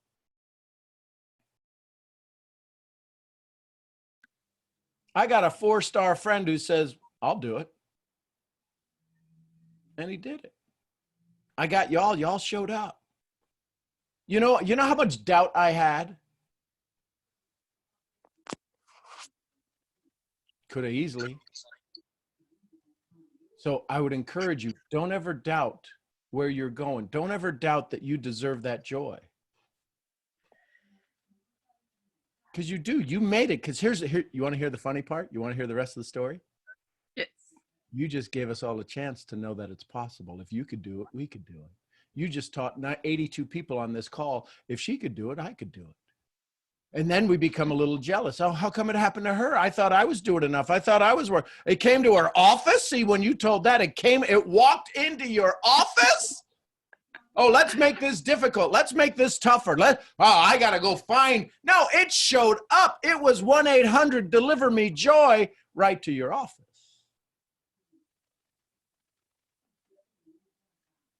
How much work did you have to do? All you had to do is say, have a seat.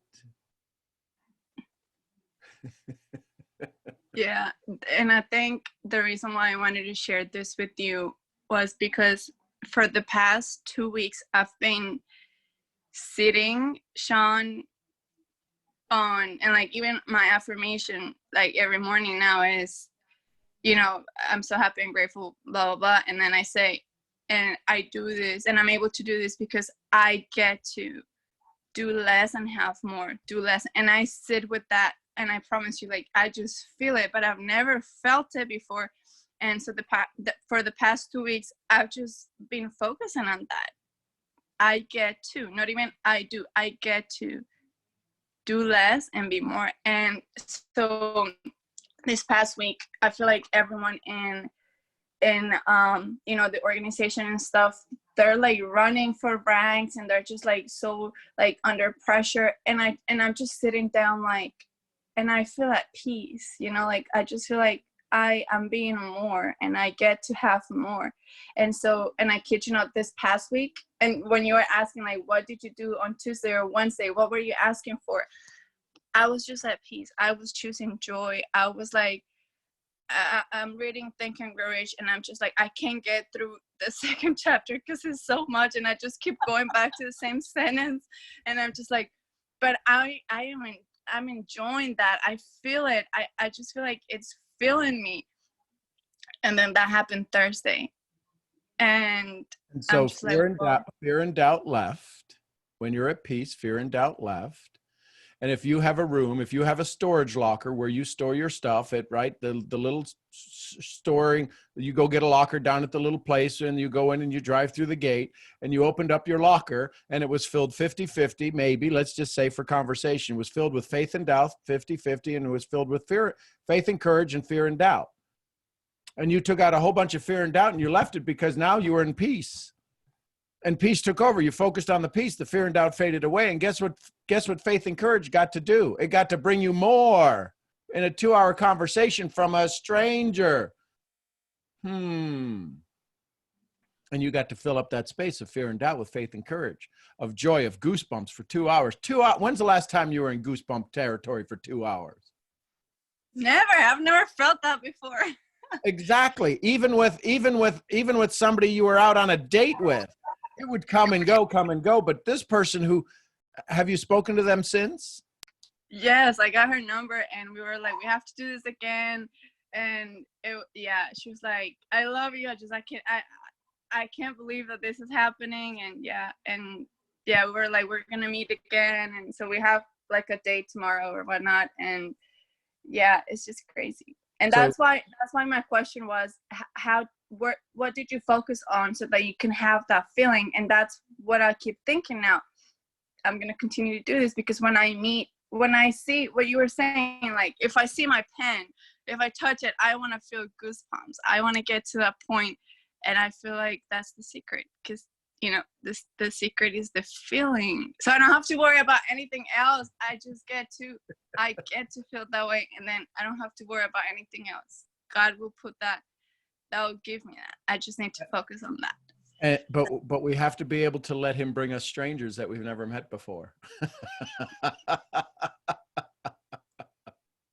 Yeah. I love that story. Thank you. Thank you so much for listening to me. So here's the thing. I need you to know this because we're connected, right? In time and space and in our worlds. Your joy made it easier for Les to say yes to me.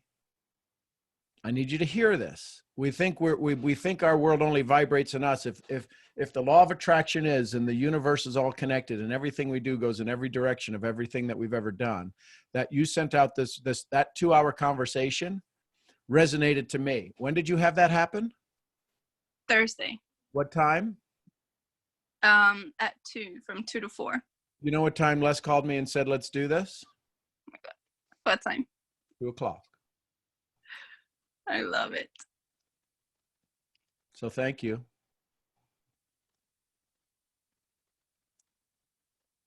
Listen, we are all connected. I bet if some of you all went back to Thursday around 2:00, you'd find you had some pretty neat things happening to you as well. Listen, I ain't stupid enough to think I did this on my own. Trust me. I'm a farm boy from Ohio, 0.9 grade point average. I did not do this on my own. It was all y'all. I just happen to be the bottom of that funnel. I just happen to be that chute where energy shoots out of. That Les goes, there's my champion. Let's get this thing on. Not up in here, not up in here. I love it. So thank you all. Thanks for making this happen. Love you, Sean. Thank you so much. Love you, Laura. I can't wait till we have a Misfit meeting, a Daily Awakening Misfit meeting, and I get to hug y'all. Oh my God, we're going to have to do, day 1 will be hugging. Get there early. Day 1 will be hugging. We'll be crying. I know we will. The whole time. I know. Yes. Don't put your makeup on day 1. Nobody put your makeup on. We're going to. Just wear your robes. Just wear your pink robes. Pink robes and yeah. Oh my goodness. Dakaya! Y'all wait for it. Hello. There it is. Oh, check that hoodie out. Yeah. Good morning. Good morning, Tweety Bird. I thought I Kitty Cat. I know. I love Looney Tunes. That's one of my favorite little shows. So good morning, first and foremost. Good morning. I wanted to get back on So Les's call, right? Yep. I was thinking about like the clapping, right? And I was like, for me, it was kind of like I guess you could say like a light in the dark moment. And it reminded me of when I injured my knee, right? Okay, so as a kid, I had broken my right ankle, and it just caused me problems up until I broke it in middle school, and it's caused me problems ever since then. It was kind of a string of events. My cast got taken off early. I did a lot of like sports in high school, just running on the injury. And so the other day you were talking about hi. Hi. I know, yeah, she came up to me the other day. But so what was I saying? Oh.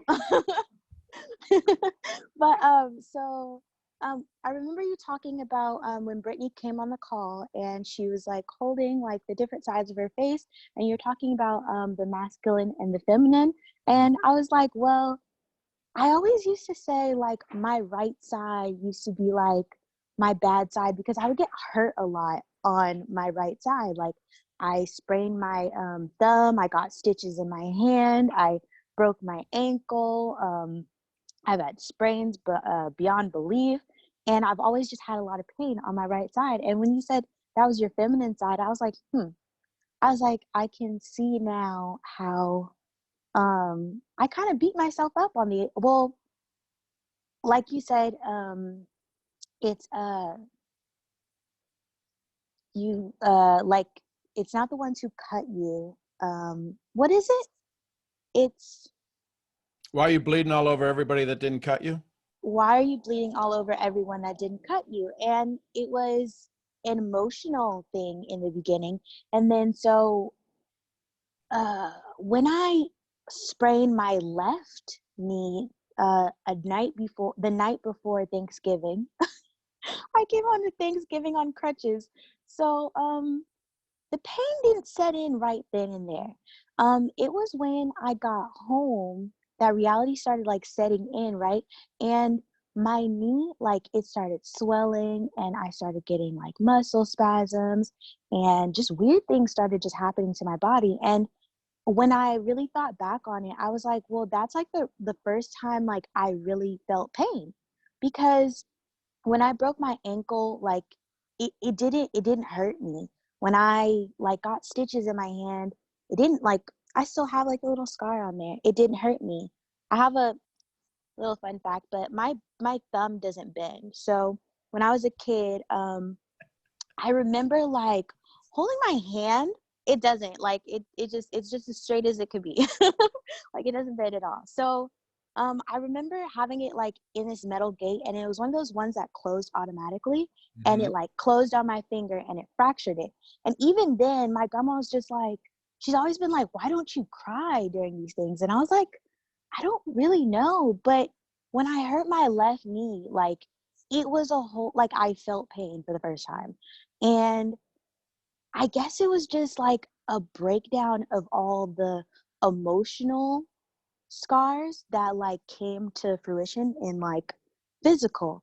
And I needed it at that time most because I was miserable. I wasn't happy being at my job.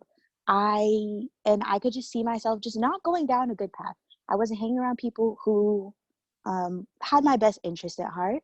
And I'm glad now that I had to go through that, because even though like I couldn't do the things that I love, like jump roping, or even having the comfort of like sleeping, or even being able to like walk to the bathroom, which isn't even like 10 feet away without pain, it just made me appreciate just how far I've come.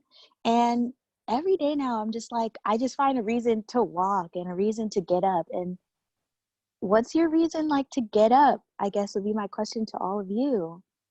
Did you hear that question? Yeah. No, that's it. That's my reason to get up. Mm-hmm. To hear you talk. I love it. Oh, well, actually I was I was meaning that more so like just for like everybody watching, but But yes, to listen to you guys. And that's another thing too, is that I remember I found your call and then I watched it one time and then I remember just like crying like happy tears. And I don't know, Sean, like my grandma was like, she was like, you know, because usually she's like asleep when I'm up at like the crack of dawn. And so one morning, I guess I didn't know she was listening to me, like from the room. And so she was like, something that I think I needed to hear you say was, I didn't need anybody speaking to my head. I needed somebody speaking to my heart. And that comes into play when I was actually gonna get a therapist like right before the pandemic happened. And let me tell you, I was about to lose my shit. Excuse my French, but I was about to lose it. And your call really like, it helped me to like just put things in perspective. So thank you.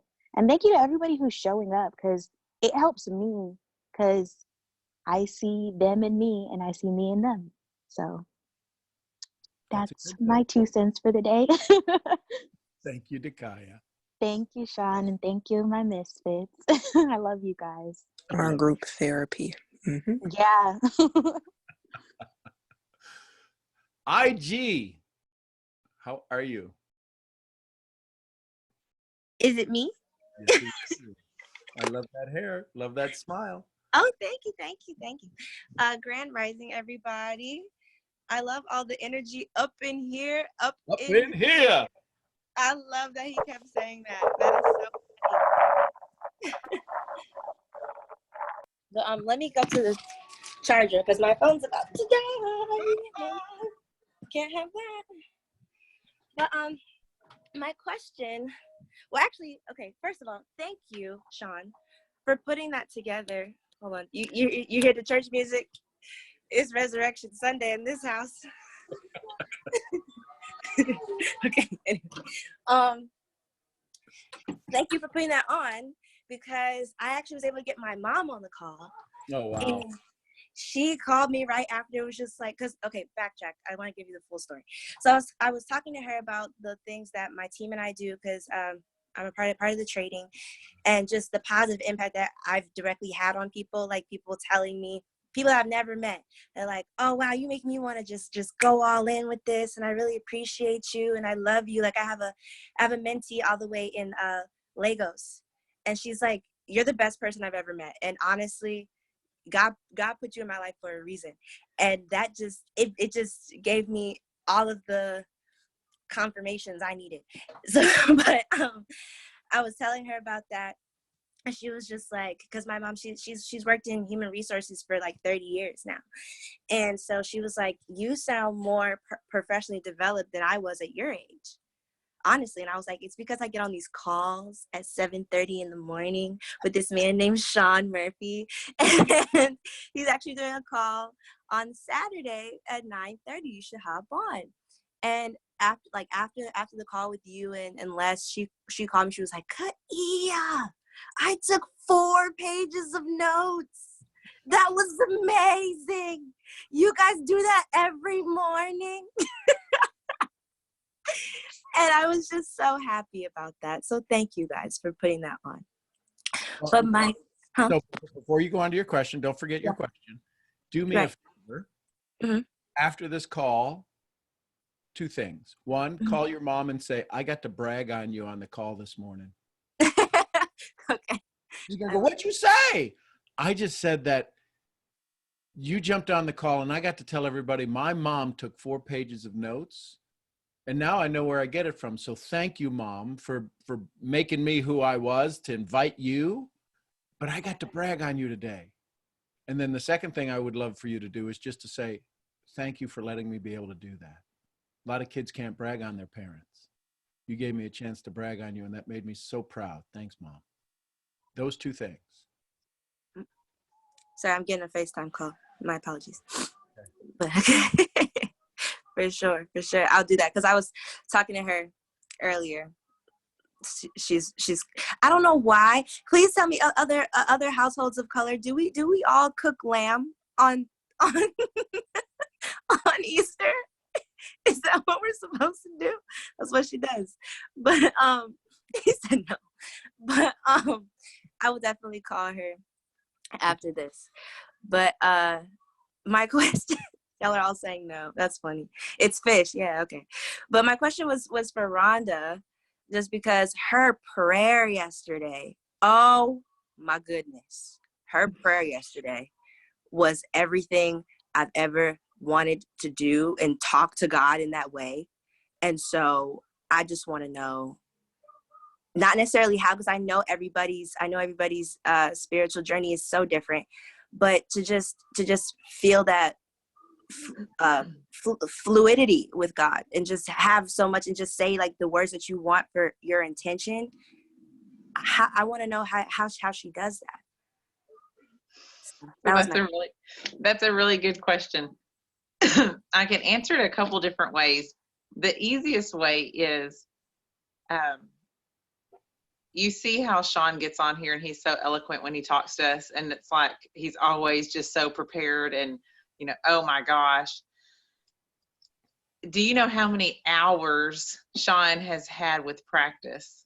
And he was probably not real good when he started, you know? Yeah. Mm-hmm. And it's just practice in the same sense. So what I've done, and it can happen really quick, like you can get there really fast. It doesn't have to take years. Mm-hmm. Is I laid down the, this will be funny, Sean. I laid down the religiosity. I laid down the religiosity.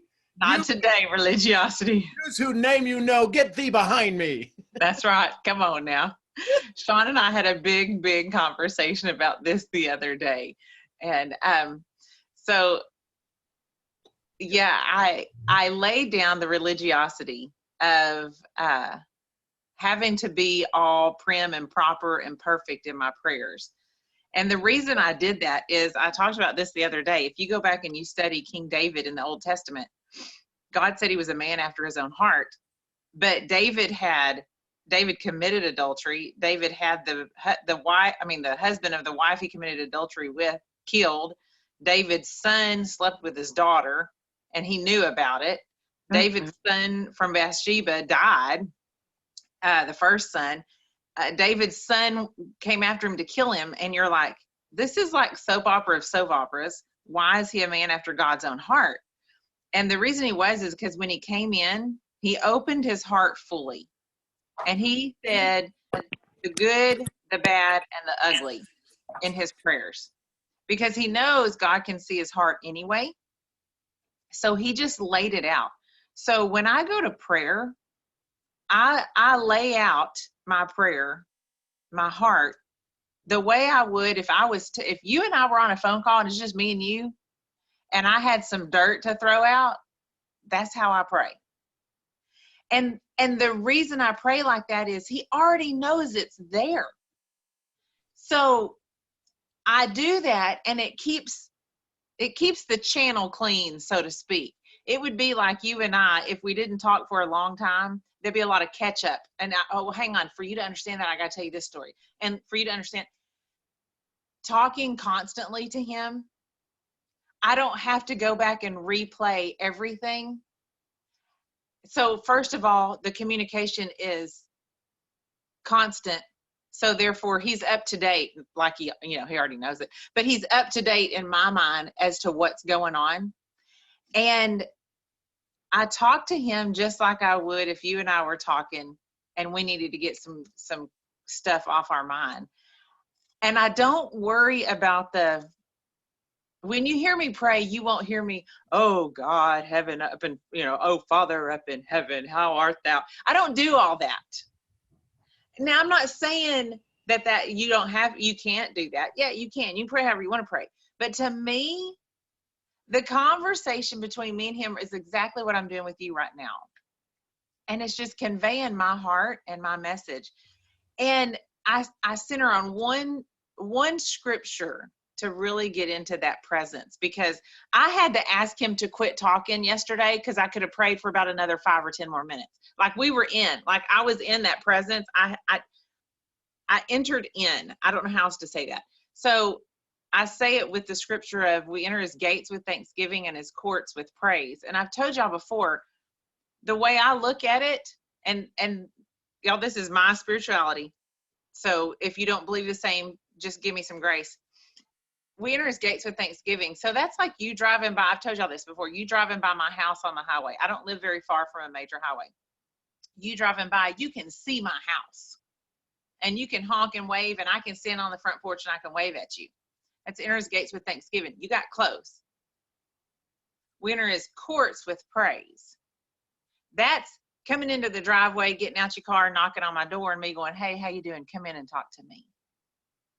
So when I want to get close to him and you hear that fluidity come out, and what you felt was the presence of he and I just communing, and you felt him just cover this call, that is me coming in and sitting beside him. And the way I do that is, how many times did you hear me thank him for something? I thanked him, and I thanked him, and I thanked him, and I thanked him. And that is enter his gates with thanksgiving. And then I praised him in the fact of lifting up my brothers that were on the call. And I praised him for them coming into our life and what they're about to say to us. And I just did it very simple. My prayers are not really elaborate. And that's probably why you like them, because they're not so chock full of, oh, Heavenly Father, you know, it's not that business. It's just exactly what we're doing, talking. So thankfulness and praise for what he's done in your life, just like for Laura, for instance, sitting there just now and speaking to Sean about what happened to her and thanking him for the opportunity, and then being grateful and thankful for what God did, showing up some stranger in her life. That was a prayer. I don't know if y'all realize that. That was a prayer. When Sean begins to tell us to sit in joy and gratitude, and we all kind of lean in and we're like, what? That was so good. That's a prayer. So my prayers, when I do that, first of all, my level of addiction to y'all's approval is 0 at that moment. Like, I ain't worried about nobody and what they think about my prayer. And I'm not trying to be a prayer topper or trying to be the, you know, all that in a bag of chips when I'm praying. So I enter into a place, just like you do with meditation, of it's just me and God. And it's our moment. And it's my moment to call blessings upon everybody that's gathered with me. I hope that's making sense. Does that kind of help answer your question a little bit? I switched over to my laptop. Yes, that makes perfect sense. And thank you so much for explaining that, just because for me and my spiritual journey, it's been like, as silly as it sounds, because I know it's so silly, but it's like I was afraid to pray because it's like I don't do it enough, and I already know I'm undeserving as is. So no, you're deserving. No. Let me stop you. Hang on. Let me stop you. Mm-hmm. If he chose you before you chose him, and you believe what you've read in your Bible that he did, then you are deserving. Right. And it's the old story saying you're not deserving. And that's what keeps you from receiving, because you're like, I'm not worthy. Because I went through this, and Sean and I have a lot of conversations about this. And I get it in the Christian world. I come from a different perspective. Yeah. In the Christian world, you're supposed to say, oh, we're not worthy. Okay. I'm not ever wearing that on a shirt. I'm not ever putting that on. From now on, I've switched it, and I've said, I am worthy. And it doesn't come from a place of pride. It comes from the place that he chose me before I ever chose him.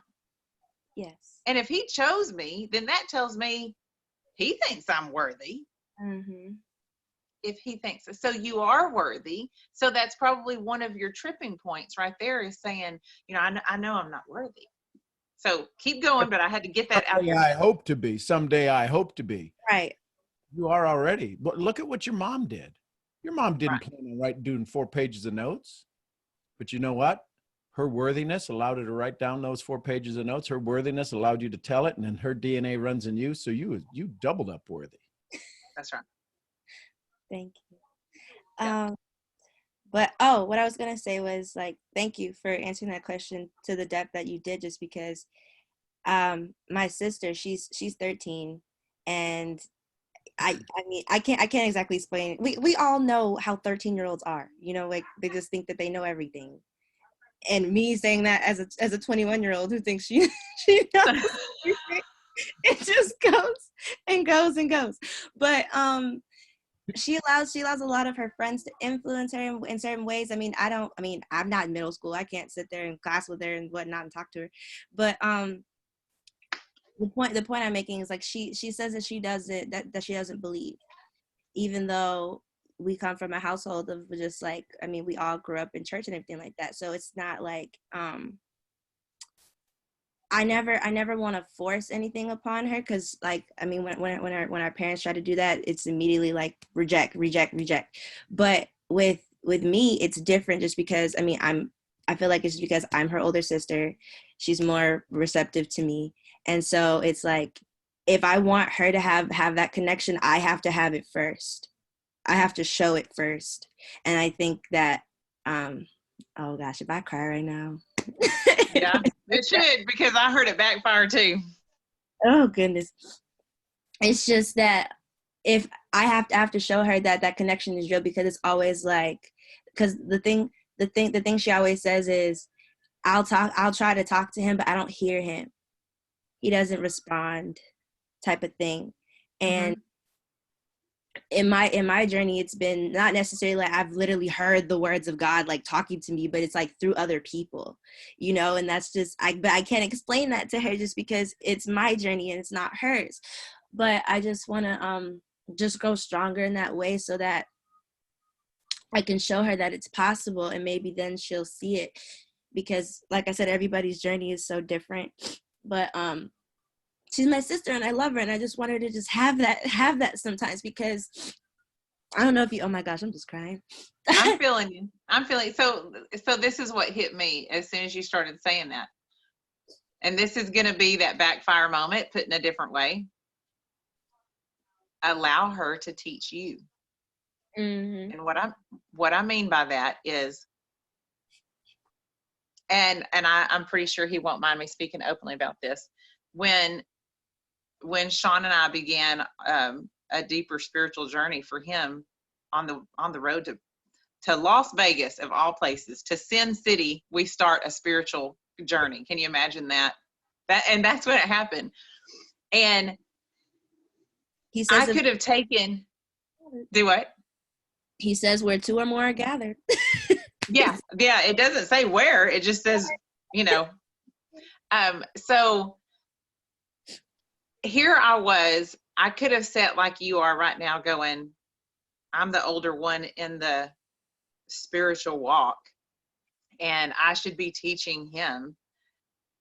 And oftentimes what it is the one that appears to not have the experience or the knowledge in something like this will be the better teacher, because they'll ask questions from a different perspective or from a different angle or in a different way, and it'll make you learn more, and it'll bring out of you things that you didn't even know were inside of you, and it'll allow you to see them in such a different way that a spirit of being humble will settle up on you.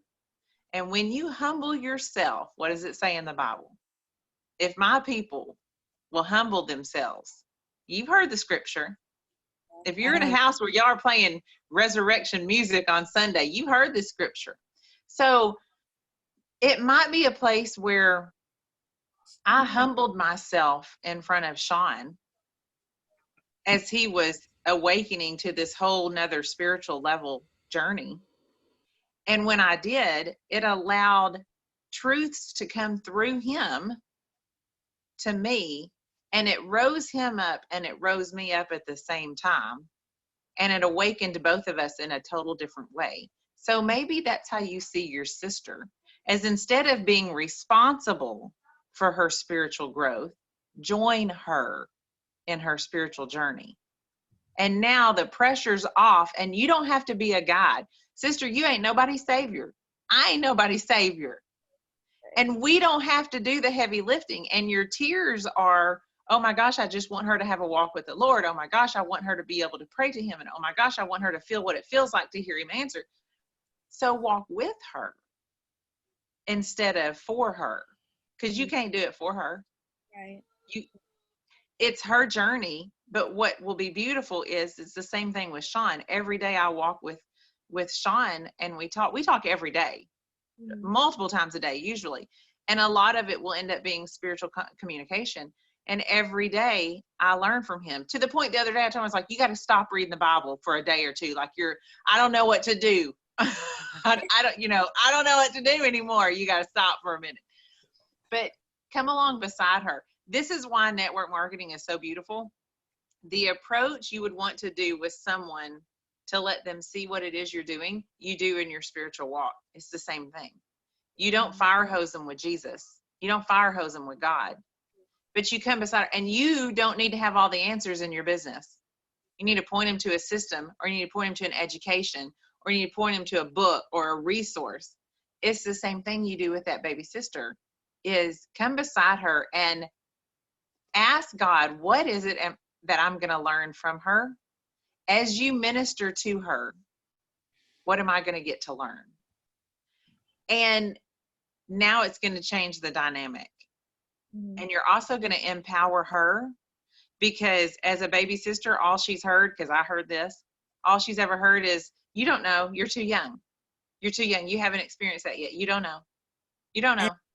You don't know. She is a genius.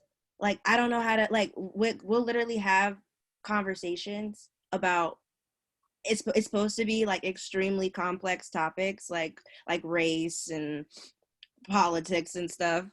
And she'll just keep going back and forth like a little lawyer, but she knows what she's talking about. And so I know it's like, if she had the right information, she would just know, like 13 going on 70, not 23. So ask her the questions she's asking you. Flip the script and start a conversation with, first of all, I got to tell you, I don't know how many people have 13-year-old sisters that are as intelligent as you are. And I'm not saying that to puff up your pride. Don't be tripping over no pride, girl. But listen, I'm blessed to have a 13-year-old sister that looks at things the way you do. So here's my question. And ask her to answer for you the questions you wish she would ask. Okay. Now that goes for anybody in any situation, a spiritual situation. Ask her to ask the questions that you wish she would ask you. Ask her those questions. And then see her response. And that gives you, that right there opens up a lot of information you can gather from her. Watch her body language, watch how she answers, watch her voice inflection on how she answers, and then watch the resources that she uses to answer through. And that's going to give you a really unique perspective. And that's for any situation. And as you do that, questions are huge. As you do that, you're humbling yourself also to receive more from a place that you didn't think you necessarily can receive. It's the same thing sitting across the table from a prospect.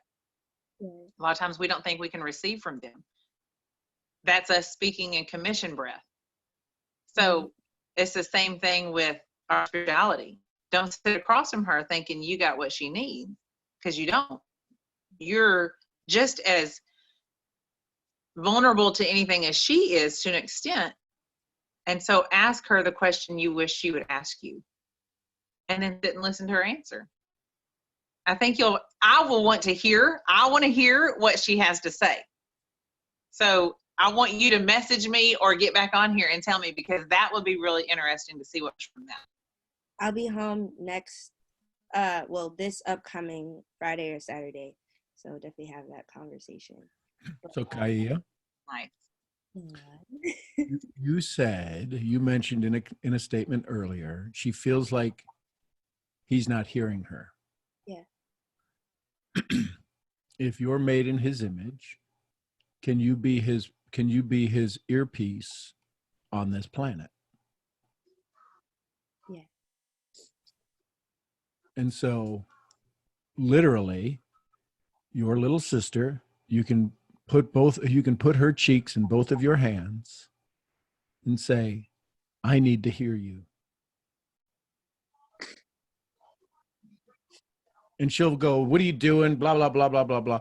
But you, like the good shepherd, don't change your energy, be in total joy. I need to hear you. And then ask those questions, because are there more brothers and sisters? Is there just you and her? Is there anybody between you? It's just me and her. So you and her. So she's 13, you're 21, right? There's some time between, right? You're not at home. So the part of her that she can't hear is she doesn't have her big sister. Right. She's the only one in the house. Guess who she gets compared to every day? I already. Oh my gosh. Oh my gosh. So That's just because when I went to college 2 years ago, I just feel like releasing right now. So I'm just gonna do it. She had an incident where she was harming herself. And I just felt so guilty because, I mean, I know it's not my fault or anything, but it's like, if I was there, maybe that wouldn't have happened. And I know I'm making that about me, but I just know that ever since I came home, she's been a different person. She's been happier. And it just, oh my gosh, it just makes me feel so many different things. And, but I want her to just not only have me, you know. We come in the house, like I know my parents love her. They love her so much. I know they do. It's just that sometimes they don't know how to show it, and it's like different. It's a different generational kind of thing, you know. She's a very independent person.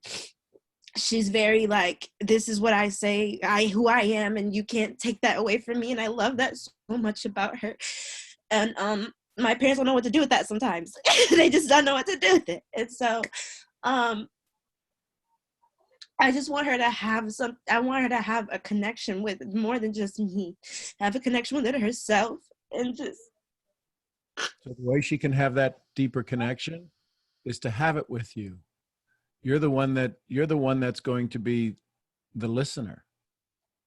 And it's not that she's got to listen to anybody else. You're the one she wants to listen to. This idea that now what she did to herself was a decision she made. Yes, Right. we could have, should have, would have. But here's the good thing. If we spend time in those moments, guess which moments we miss out on? The good ones. The now moment. So I would call her up today and say, I had over 60 people that I got to brag on you, that got to hear your story. And you know what? I need more of your story. I had this woman pour into me who I heard say a blessing, and she gave me some guidance so that I could hear you better. What do you think happens to her self-esteem?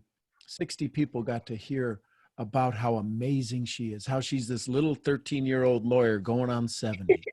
You get to tell all these stories. You get to hear how we're all waiting on her answers. She's got an audience of 60 people waiting to hear her answers. You think that ain't going to pump her up a little bit and say, maybe somebody does need to hear me. And guess what? Here's the hard part. You ready for the hard part? No, but go ahead. It is a gift you and only you can give her. You are in service in this moment. You just went from standing on the one step below the stage to getting on the stage, and you brought all of us with us. You brought all of us with you to hear your little sister's story. And we all are now behind your little sister. She is now our newest champion, because we all remember when we were 13 and nobody heard us. We all remember we're now 33 and nobody still hears us. That's why this story rings true. It's why Les Brown said in his I want to be a man now, because nobody could hear him. I want to be a man now. We think we got to be something else to be heard. Your little sister is screaming loud to all of us, and you got to let her know that she was heard on this call today. And it was because of you, the one who was speaking through her, the one who was speaking to her, and the one who was going to listen in a way you've never thought possible before. This is a gift you get to give. Thank you. Thank you, guys. Yeah, that's the same answer for your first question, which was how do you pray like that? The same exact answer. Yeah, exactly. I was supposed to be on a different call about 10 minutes ago, so I do have to go. But I will say, love you. I will be praying for you. Thank you. Thank you so much. And when I do go home, I'm gonna get her on the call on Friday or Saturday. So Awesome. Guess who's gonna get interviewed? Oh, please. What's her name? Her name is Amira. Amira. Yes. Okay. I gotta go. Thank you, guys. Love you. Bye. Love you. Oh my goodness. Delia, you've got another lovely comment or question for us. Oh my goodness. Can I talk after all that? That was amazing. Isn't that incredible? The service that you and Rhonda and everybody else is doing on this call. I was going to share very briefly exactly what you, in resonance with what you said, that Laura had goosebumps and you were getting a yes from Les Brown. I want to leave everyone with this message. And then I have a question because it seems like I have it, but I lose focus. I had it 3 years ago. I was enjoying my grandkids, I was enjoying my videos, and I was enjoying life. So what happens? My friends were eager to date, but Delia wasn't. Delia was happy with the reality that she had at the moment. And what happened? I attracted my husband and got married. I get goosebumps when I talk about that because at 63, who's looking for marriage at 63? And I totally felt service. It was service. I mean, we were attracted and we are in love and we were in love, but it was something bigger than that attraction. And then I said, well, how come I'm not getting customers as fast as I want to? And I said, Delia, you're working too hard with your frontal lobe. Why can't you enjoy the ride? And just do as Rhonda and Shan are telling me, which is pour that love that you have, that passion. When you talk on Messenger, whether it's a microphone, audio message, or whether you make a phone call. You know, I used to be petrified of making a phone call. Even though I taught for 34 years, my tongue will twist. And after Rhonda freed me, she freed me the day that I met her. She says, Delia, just pour your love out there. This is a miracle. It's like, I'm not afraid to call people. So I know that the time is now. I've listened to Les Brown for the past 15 years, and it finally sank in on your call yesterday or whenever you had Les Brown. Lost track when it was. But it's like I had him next to me in person a year, 2 years ago. And that man really touched me to the point that I said, you know, I was a teacher, I was a grandmother on duty, but you know what I want to do? I want to talk. I want to tell my story. I want to help other people. And then in my writings in the morning, it came up. You know what, Delia? This is not about commission, $10 here, $20 there, or $1 million here and $1 million there. This is about you doing service, transforming that negative energy. Get out of here. I'm like, oh my gosh. This is amazing. Because now my purpose at 66, at least I see it clear today. Just like I saw in 2012 that my duty was, okay, I wanted to do BIMA and become the millionaire at BIMA, but guess what? My duty was to take care of my dad and enjoy it while I was doing it before he passed. And then the duty was take care of my 2 grandkids for 7 years, from the womb all the way to 7 years old. And then my calendar clear. And now I'm with Shannon, Rhonda, and Karen. And I want to stay in my own company. And it's like God is saying, your job is not company, it's not branding. You, you need to be doing service, lady. Thank you, Sean. There you go. Love you, Delia. Love you. Love you. Oh my goodness. What is Brittany still on here? I don't know if Brittany's still on here. Yeah, there she is. I'm here. How you feeling? Sean, I was literally screaming.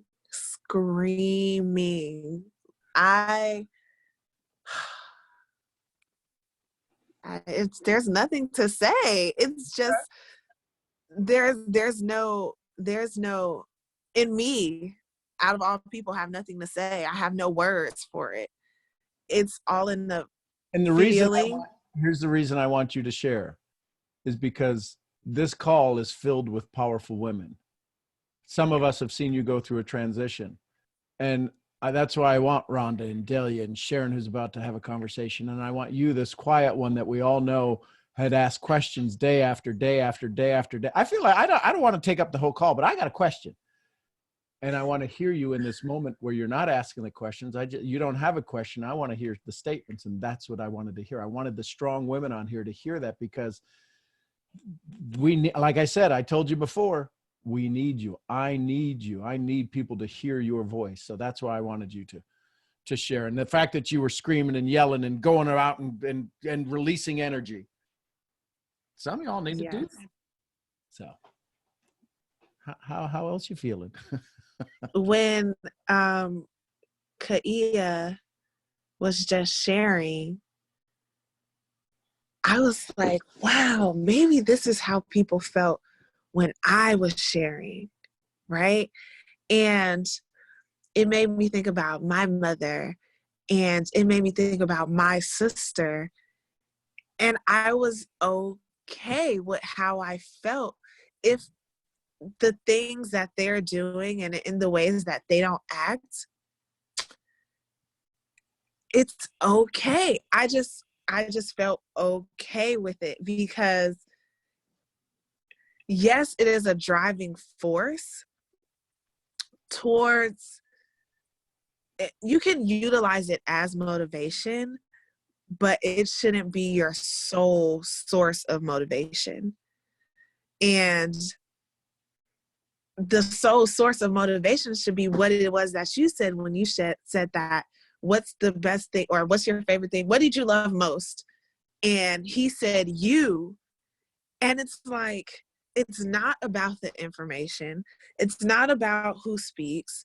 It's not about how long they speak or what kind of accent they have, or none of that. It's literally just about loving each other, being there for each other, showing up for each other, and just feeding off of that. And that should be the best thing every single time. Because I was like, when you think about it, do you know how good that has to feel to be able to do this every single day in love?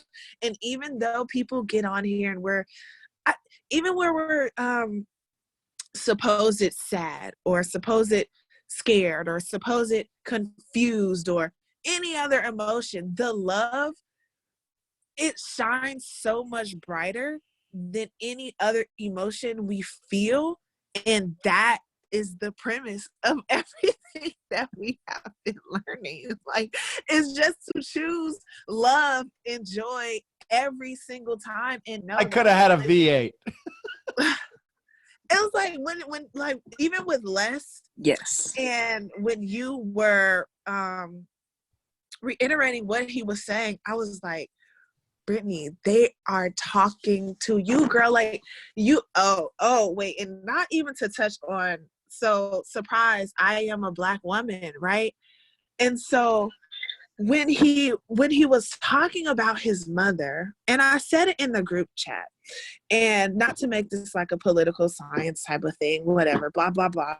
But it got me to thinking about how society attempt to make something that was traumatizing. They tried to make it seem as if it's so much more unrelatable to the current times, but it's not, right?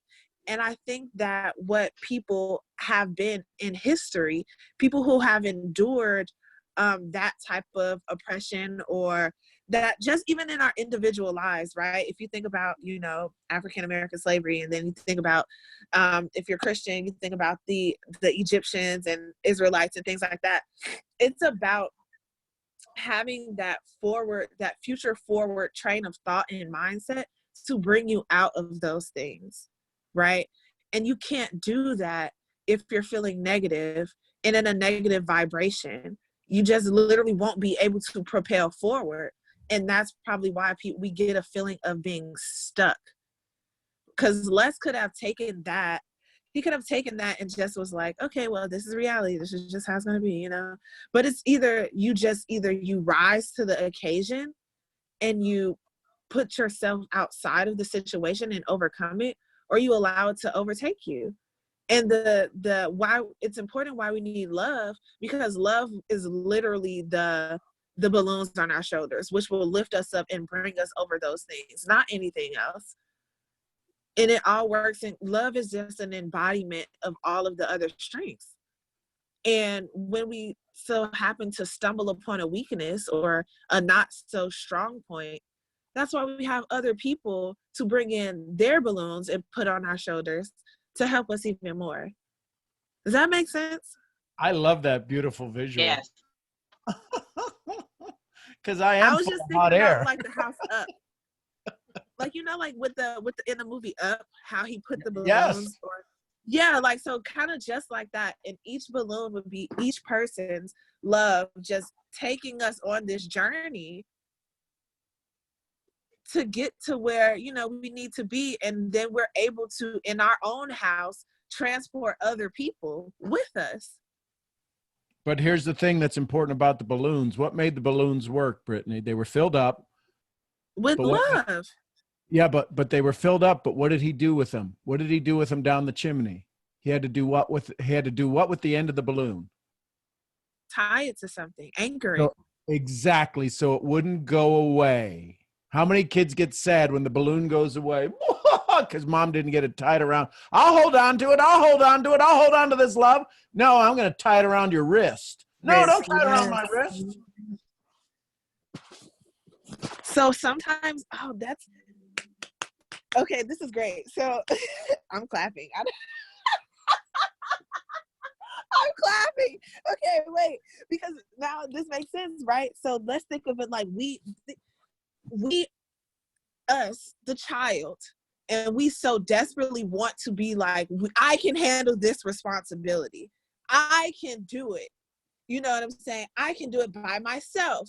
And our mom, God, our community, whoever is like, yeah, I trust you, so I'm going to allow you to be the anchor, but let's just make it a little bit more secure.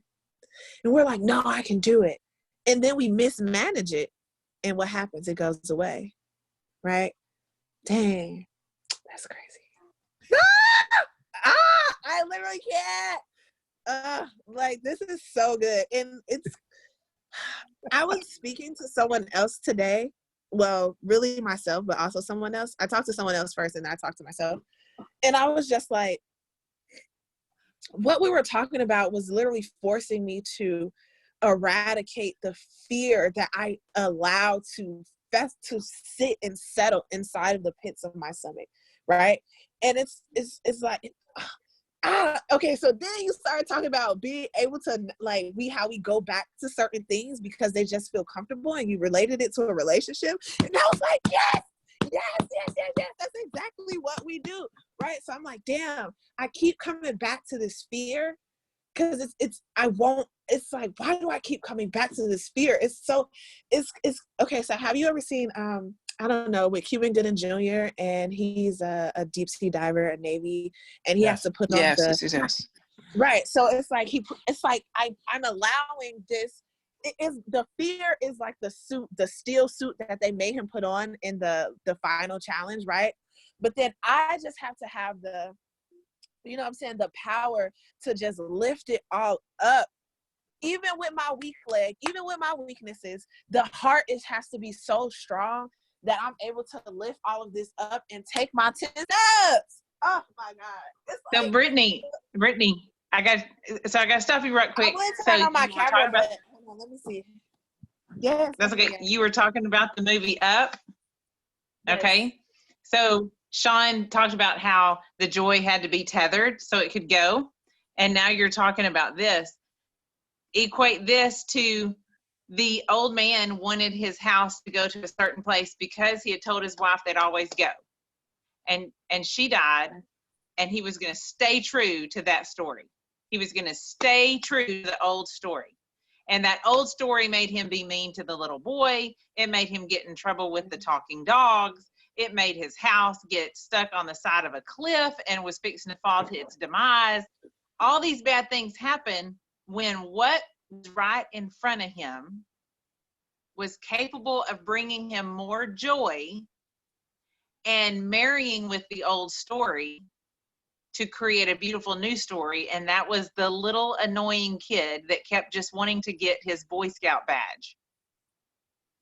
So how many times in life is our joy is right in front of us in an unassuming form that might irritate the crap out of us at sometimes. But if we just step back and let go of the old story, cut the ties with the old story, and find the joy that might look a little smaller, but has the capability of marrying the old story with the new story and creating joy and love for people in our life that's all they need, but they have no one else to show it. And we can, if we let go of the old story. Do you see what all that did with you? Right. And this is like, that makes me think about how this is how we self-sabotage things, right? Even, I don't know, I want to say her name was Laura, but even the lady who was just speaking, I'm sorry, y'all, I was like not on the thing, but when she was talking about how she got married at 60 plus, and she was like, who does that? Right. And then she was like, wait a minute, let me just stop. You know, like, let me just stop. Like, it's okay. Because when you think about it, there is no rules to life, right? It just does whatever it wants to do. It's not linear, right? So it's when Laura, I think that's her name, but when she was talking about how she met the stranger and she had the goosebumps, and I said in the chat, I was like, a soulmate, right? Because we meet these people that resonate so much with us that we try to say no way, right? It's like, no way, there's no way that something that feels this good can exist. And then we try to self-sabotage it, and that's just basically the old story trying to creep its way back in. And I was like, dang, how am I allowing my old story to continue to creep back in and just keep me, like, when he was screaming, wake up, wake up, wake up, I was like, Brittany, they're literally talking to you. Like, it ain't nobody else on this call. It's just you, for real. Like, don't nobody else needs to hear this, for real. This has to go, the straw has to be directly in your ear, and they are talking to you like, let it go, just let it go, girl, just let it go. Just let it go. I lay before you life and death. There's your rules. Choose life. Period. That's the rules. Period. I lay before you life and death. Choose life. He even gives us the answer. Imagine if every test in life we got the answers to. What grade would we get? A+. But we go, that can't be the answer, and I get in trouble if I cheat. He gave you the answers. I lay before you life and death. Hey, by the way, here's the answer. Here's the teacher's key. Choose life. It's crazy. Sharon, you got your question up, girl. You got your hand up. Sharon? There. Wow. That was a lot of moments ago of being present. As a matter of fact, what you just said about choose life, I remember once doing a dialogue. I have this dialogue process I did that would tap into my unconscious. And and at the time I was doing a lot of drugs and stuff on Wall Street days. And my body and I were having this conversation and said, so you're ready to give up drugs? And I said, I didn't say that. And it said, well, you're really just reliving your mother's life and death. And I said, no, I'm not. She died of an overdose of pills and alcohol. I don't drink and I don't do pills. And my body said, well, it's really simple. Do you choose life or do you choose death? Because, and I never did another drug after that. And because it was clear that even if I was not killing myself the way she did, I was killing myself. I was killing my consciousness, my presence, my ability to be there. And that was a really long time ago that I did this dialogue. But what I had reached out and wanted to talk about today was the transformation that's taken place in just a couple of weeks of knowing you, Sean and Rhonda. And it's like, you know, I've been doing this work consciously for over 50 years. I mean, I've been doing it a long time. And it you know, a lot of times I feel like, how come, you know, people do it in an instant? And the reality is that I'm learning and learning and learning, and then transformation takes place in an instant. One piece of it. It's not, it's like you get it. And what happened with you when I was so broken with that headache that I couldn't bear, and your loving, your presence, your willingness to walk me through when you did not know me from Adam, and my willingness to risk being not seen, you know, sharing it and not being seen, which is a huge risk for everybody on this call. That's amazing. They share themselves. But what also made that difference was not only did you really see me and really make a difference, and Rhonda's holding the light, and unbelievably, no, but it's totally believable. She's just this amazing person. But between that, it was like integrating this lifetime of work. So then the next time when I started getting a headache again, and I'm like, what's, you know, why are you getting a headache again? You solved it all, you know, you did it. And once again, you just held for me, and you didn't make me wrong for being where I was. And it's like, even though I've had experiences, like in 1990, I was at my practicum for my spiritual psychology degree, and everybody's in this room together, and we're witnessing and integrating all of these principles we were learning. And this woman says, everybody's having these spiritual experiences, and I want that. And I'm sitting there in the group and thinking, yeah, you know, and it dawned on me, I felt so unworthy at that time. It didn't even occur to me that I had the right to want the spiritual connection, because I didn't feel worthy of any of it, you know. And in this class, this woman, you know, the teacher actually took over and said, what would it take? And she said to step into it. And she took a physical step representing getting into it. And inside me, I went, I can take that step. I can ask for that. And after that, every single thing that happened felt like it was for my growth and learning. Every single incident, my asshole husband that was there, everything that was happening felt like it was for my personal development. And then I'd leave the practicum and I'd go home, and it would be my home. But a little of it lingered, and I'd go every year. For 10 years, I went and assisted and I'd walk into this space and it would be there again. And finally I said, you know what, you could have this here all the time. But even with all of that, even with that inner awareness and spending, and consciously, for the first time, I'd never prayed before that, my prayer was to be surrounded, protected, and filled with the pure white light of God's love, and to listen, to hear, and to be guided by it. And that was my prayer every day. And meanwhile, I'm still going through running my old stupid story. I mean, my story was running in the background until somehow with you, I gave myself permission to drop it for a minute, if that makes any sense. And it's like, it takes as long as it takes.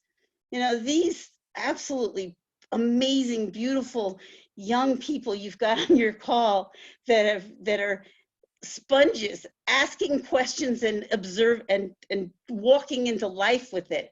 It's like, I didn't have any way of integrating it. And I realized for me, you know, one of the reasons I love network marketing is the family, you know, because you're my family, you know. But another reason is that it's a community where people are growing. You can't do this and not grow, or you'll fail miserably, you know, and be miserable. And the ones that bounce out are not willing to grow. But I'm trying to integrate so that I can stay in that space. Like, you live in that space of joy, and you live in that space of knowing this moment to moment perfection of it all. And I have longer glimpses of it. It's like, I suppose it's a practice to just re-choose in. And my family, well, every single thing that's going on here, I'm sitting here looking at it through those eyes of the perfection of every word, every experience. Your experience touches me. Brittany, oh my gosh, you're amazing. But so is Delia, so is Laura. You know, all of your people here are amazing. You know, and Kaya, oh my gosh, you know, because I'm the younger sister teaching my older sisters, always, you know. And it's like, they look to me like, you go check it out, and, you know, and tell me it's safe, and I'll come across the bridge with you, you know. But I want to lift it up. You can't hold on to a moment, but I want to be able to see through these eyes more regularly. I don't know if you have any feedback here or not, but love the visual. I love the visual. Use, you know, we say in this profession, use my faith in you until you have your faith in you. I'm not going to use that anymore. Use my balloons till you get your own balloons. And just let yourself be lifted up. Let Brittany's word lift you up. Let Laura's word lift you up. Let Kaya's word lift you up. Let everybody's word lift you up, and just say it's okay to be lifted up, and be that unknown, right? If all of a sudden you started to get lifted up, you'd lose your footing, and you'd be like, whoa, what's going on? What's going on? Just, you know, in his word, he goes, I got you in the palm of my hand. What are you worried about? Enjoy the ride. So that's what I should. That's what happened 2 years ago when I got baptized. It was like, I've lost the ground of all the ways that I had held on to define myself, to know my place in the world. It was all gone. And I had no foundation, because it was a foundation of dust anyway, you know. Whereas, and the person that I was looking to, who always said, I've got your back, you know, I'll be there for you, and all of that, they didn't. It didn't. And so I wasn't having the success in my business, and I didn't know how to translate, because like Rhonda said, you don't want to stuff Jesus down people's throats, but I don't want to hide from the fact that I've learned about Jesus. So Saturday or Friday, I spent from 9 to 4 writing my book, starting my story.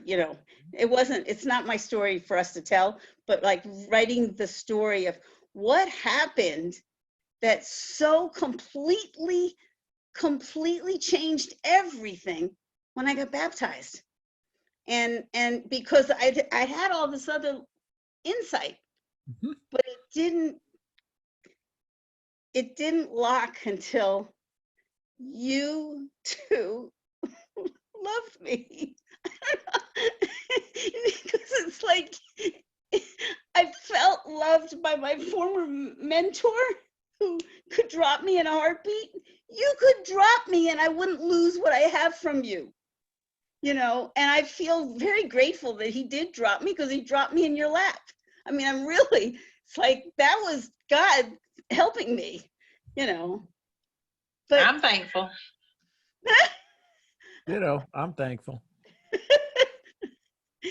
And I watch my sister, who has a sort of a sense of God, but not really, because she has a lot of the same training I've had and stuff. But she doesn't know what happens when you really surrender, when you really, really love Jesus. Not surrender. She's kind of surrendered right now because she's can't do anything else. So here's something that was taught to me. When we get out of their ears and into their eyes, they don't have to ask the question anymore. Just be you. Don't worry about her, because worrying about her takes you out of being you, trying to be right to answer the right question. It just breaks my heart. Yeah. Yeah, but it can't break your heart anymore, because your broken heart gets transferred. Have a full heart, because nobody wants to see you with a broken heart. If I walked around mad that nobody gets out, that people get off my calls and nobody gets what I'm saying today, and guess how I'm going to show up tomorrow? Oh my God, y'all didn't get it yesterday. Now I'm all pissed off. I love you every day. Keep on coming. Keep on coming. So when I stay in my full heart, things can happen. Crazy things can happen. Y'all can come dump it, lay it at my feet. It ain't mine to take, but I know when I go open the door, it ain't going to be nothing there. You can all come and drop it all off at my door. But as soon as I open the door in faith and courage, it's like, I thought they all came by the house and dropped all their crap off. I don't see nothing. And you don't absorb it. You just, I go, ooh, almost got me on that one. Oh, there's another one. You guys are throwing hard stuff. That's good. Well, here's another real win I want to share, because I had 1 month in one company that I made $60,000, and I bought myself this diamond bracelet that's my reminder that I could do it. And I've had, a certain amount of success, and the last 10 years have been just this wasteland of time. And every time I would make a sale or do something that worked, including that 60,000, I would not celebrate it. I would end up depressed. I would end up feeling like it was going to get taken away, because things get taken away a lot.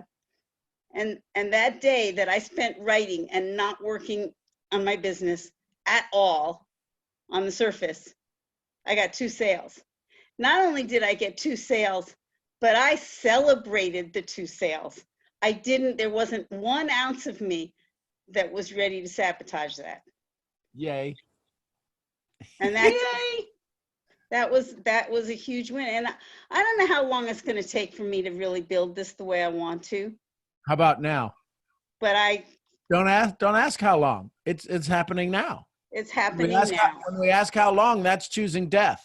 I lay before you life and death, choose life. It's happening right now. It can't happen any other time. I don't know when it's going to happen. It's going to happen now. It can't happen any other time. You're the best. I think I get a bonus if I get 1 more sale in the next few days. Go with love. People can smell what, let's say, people can smell commission breath. No, but your that's the thing, that the transformative power of genuinely caring and loving on people is a difference between saying the words, you know, and That's a sale. Go get it. Yeah. it's Vicky. It's Vicky. If it weren't so early, I'd love to get her on these calls. But anyway, I just wanted to. I want to own the transformation that, and I can't say I'll never get another headache, but whenever I do, I know there's a lesson in it for me. Yep. And I also know that you're modeling who I want to be in the world, which is loving on people. And that's all I've ever wanted, was to make a difference, ever. And you just did. FYI, you just did. I love you for that. You failed your way to success right to the front door of it. Perfect. Hey, Joseph, you've got a question, brother. Welcome to the call. You might even be new to the call. Thanks for having the tenacity and sagacity to hang out. He might not. He may have just left his phone and said, "I'll be back." Oh, there he is. Hey, Joseph. Hey, hi. Sometimes my headphones don't work. So first of all, I want to say thank you. I'm grateful for you, man. I hop on these calls sometimes. I don't usually come on here and talk. I've never been on here to talk yet, but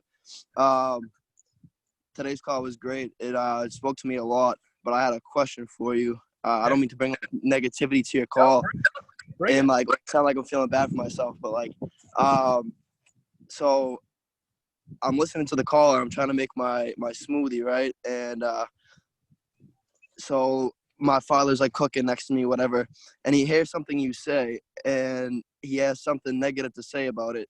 And I just kind of like didn't respond, but like what I wanted to say was like, you know, I won't say what I wanted to say, but I just want to know, like, how do you deal with negative people? Because everyone in my household, they all watch the news constantly. They're always watching TV. They don't really have goals, and they're always just being negative. And it's always towards me and my business and what I got going on, because maybe I decided to work smarter, not harder, and they're just being spiteful.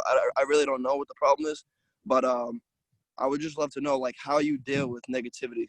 So a very dear friend of mine, Real Talk Kim, says, haters are just confused followers. And here's the thing. Would it be fair to say that your parents want more for you than they got? Yeah, definitely. And the challenge is that when all of a sudden you start getting more than they got, can they recognize it? I mean, yeah. No, not really. It shows up as fear because they don't know how to serve you. Your parents will always be your parents. When you start listening to somebody other than the story they have, I want better for you, Joseph. I want better for you. And then you happen to come across somebody that's showing you better. They go, oh, that's the devil. You can't listen to that because I don't know how to hear it. It's okay. Know that you might be on the right path. I ain't saying it's the right path. But listen, my daddy used to say this, if we both agree on everything, we don't need one of us. So you're getting challenged. And what happened was you brought into the house, because he's listening, you brought into the house something that challenged a belief he had that he couldn't help you through. So the first thing is man to man, all of a sudden the guy who's supposed to be leading you, guiding you, you're listening to somebody else that shows up and you go, that was good. And he goes, that can't be good because I didn't say it at a subconscious level. Here's the thing. You got to thank your dad. Your dad allowed you to be able to listen to me. Your dad allowed you to bring somebody that said, get on Sean's call. You say, well, your dad allowed you to be in this moment right now to be challenged. Do you think your dad was ever challenged growing up with his ideas? Definitely. So you are pretty much just like him. Guess what? You're walking in the path. And if we follow in their footsteps, we'll never get any better. But sometimes we got to take a leap out, and we got to, Dr. Wayne Dyer says, sometimes we got to change the way we look at things, because the things we look at change. He's got the same alphabet I got. I just happen to use the 26 letters in a different way. You're in the right place, brother, whether it be me or somebody else, but you're challenging that. And so when that negativity comes up, it's designed to pull on that little chain to keep you stuck and go, isn't that cool? I finally found one of the tough spots. I finally found one of the things that might be, possibly could be holding me back. Let's investigate that. That's cool. What a great concept. So again, but just remember this. Haters are just confused followers. Thank you. Does that help? It did. I gotta give you props, brother, for hanging out long enough to ask that question, because that was a powerful question. Thanks for asking. Appreciate you, Sean. Thank you, Joseph. Love you, brother. Happy Easter. Have a good one. All right, man. Happy Easter. Y'all realize this is now 3 hours? This is longer than I sat in any church ever. Hey, Ashley. Oh, y'all ready? Y'all ready for this? Y'all ready for Ashley? Come on, Ashley. Hey, how is everybody doing? Outstanding, girl. Great. Good. So I don't really have a question. It was actually kind of more of a statement. Yep. Ish. It's probably going to end up being longer than a statement, but the call yesterday, Les Brown is somebody that I've always listened to him, like Eric Thomas, Gary Vee, and a few other people, as far as inspirational speakers, I guess. And for me, one of the things that stuck out, one, I feel like he was really at my neck yesterday. And I know how Brittany was basically how he was just talking to me. That's how I felt yesterday. And I felt him and his son were really at my neck as far as a lot of things that they said. And a lot of the stuff that they said is interesting because I remember you and Rhonda talking about these things before. Shocking. Specifically, and with oh, go ahead. No, I just said shocking. Go ahead. And so I guess two of the things that stuck out to me was one where he had mentioned to not let other people's opinions of you define you. And then the piece that he talked about when he said anger, that quote that he had said about anger, I think it was something along the lines that anger is a wind that blows on the flame of the mighty, and don't get angry, get better. Yeah. And I was like, I don't know what about that phrase to me was that's absolutely genius. Well, because it's the heart versus the head, and we think anger is in the heart. Anger is in the head. Anger is a story we tell. That's why it blows out the lamp of the mind. He didn't say it blew out the fire in the heart. Anger is the wind that blows out the lamp of the mind. But we talk about passion, fire yourself up, get your heart motivated, get into your heart self. But what he said, if you really listen to it, is that anger is what's in the mind. It's not your story. It's the story you tell about the story you heard. You're drinking the poison, hoping I die. That son of a bitch, boy, I wish he would just, oh my God, did you hear what he said? He said, I ain't going to ever feel it. And it'll blow out your ability to be creative. Mm-hmm. Well, Sean just doesn't understand. He's not a strong black woman. He's not. Last I checked, I ain't. My point is that I will never understand your story. I can comprehend it. I can look at all of the things and I can really get behind what you're saying. Ain't no way. Because there is anger. There is frustration. That's true. That's what I've had to work on. Exactly. That's what, listen, you know why you heard me and Rhonda said it? And you know I love you. You all know I love you. It was two white people talking about it. But when Les said it, you go, oh, see, he's got it. His mama clapping her hands. Oh, my God, I get that. Standing behind the white line. There ain't no white line in society today. But you know how many white lines that are proverbial there that I got to stand behind? I get Les. He had the same 26 letters in the alphabet. Right. But because you said he knows what I know, he knows what I did, he did it before me. Because of him, I can now stand where I am. The line may be a little thinner, but you know what? That damn line is still there. And Les has crossed over it. Maybe if he did, I could too. Right. And then, oh, okay. Y'all buckle up. Something's coming. And then the last piece, because we have talked about this before, where he said how people live their lives is a reflection of the words you speak and the story that you think about. The story they think about themselves. Didn't we have that conversation last week? Like, I feel like everything that he said, we've had this conversation in the past week. I don't know what it's been going on with me, but like I've been having a lot of, I guess, deja vu, whatever you want to call it, the past like 3 or 4 days. And it's weird because I've had conversations and then I'll go back and be like, wait, I've had this conversation already. And that's why repetition. How long have we been reading the words out of the Bible? 2,000 years? If a preacher was smart, he'd do one sentence. He goes, until y'all get this, we ain't moving on. I ain't got out of John yet. I'm still on John 3. That's why Rhonda's going, you stop. How are you getting all of this out of like half a sentence? Because I'm eating. I'm hungry. I'm eating the words. I ain't reading the word. I ain't listening to the word. I'm eating it. And that's what's happening to you. You haven't gone off track. You're hearing the same thing over and over because you keep asking the same question over and over. That little voice inside of you keeps going, listen more, listen more, listen more, listen more. You can do this. You can do this. You deserve this. Listen more. Ooh, what'd Brittany say? Ooh, listen to Brittany. My girl, you didn't even know she had a love tattoo on her hand. Oh, that's my bestest friend. Ooh, I'm going to learn more about you. Learn more about her in the last week than you have in the last however many years y'all known each other. Right. No, Ashley, didn't I say that to you? I was like, the more I'm on these calls, I feel like I didn't even know you. Like, You did say that.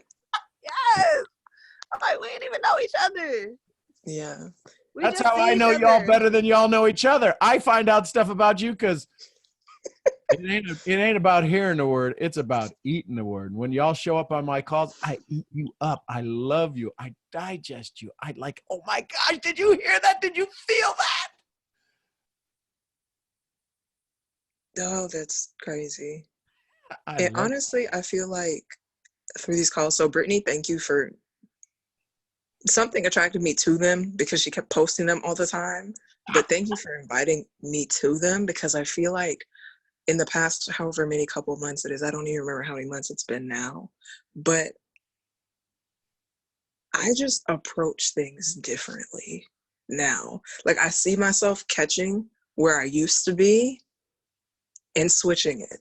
And so now it's like I'm starting able to like analyze a lot of things. And one of the things that I'm so grateful for now is, Sean, where you talk about how to let people know that you're grateful for them, which I didn't always do like a great job of.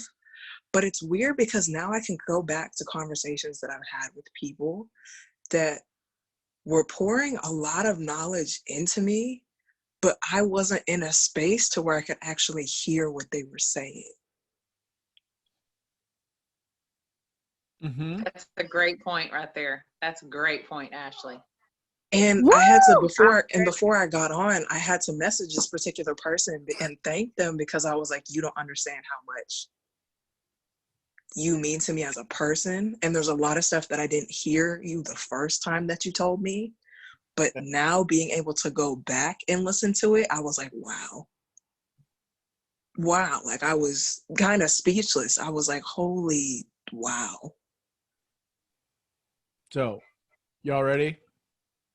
It's not the critic who counts, not the man who points out how the strong man stumbles or where the doer of deeds could have done them better. The credit belongs to the man who is actually in the arena, whose face is mud by blood, dust, and sweat. Welcome into the arena.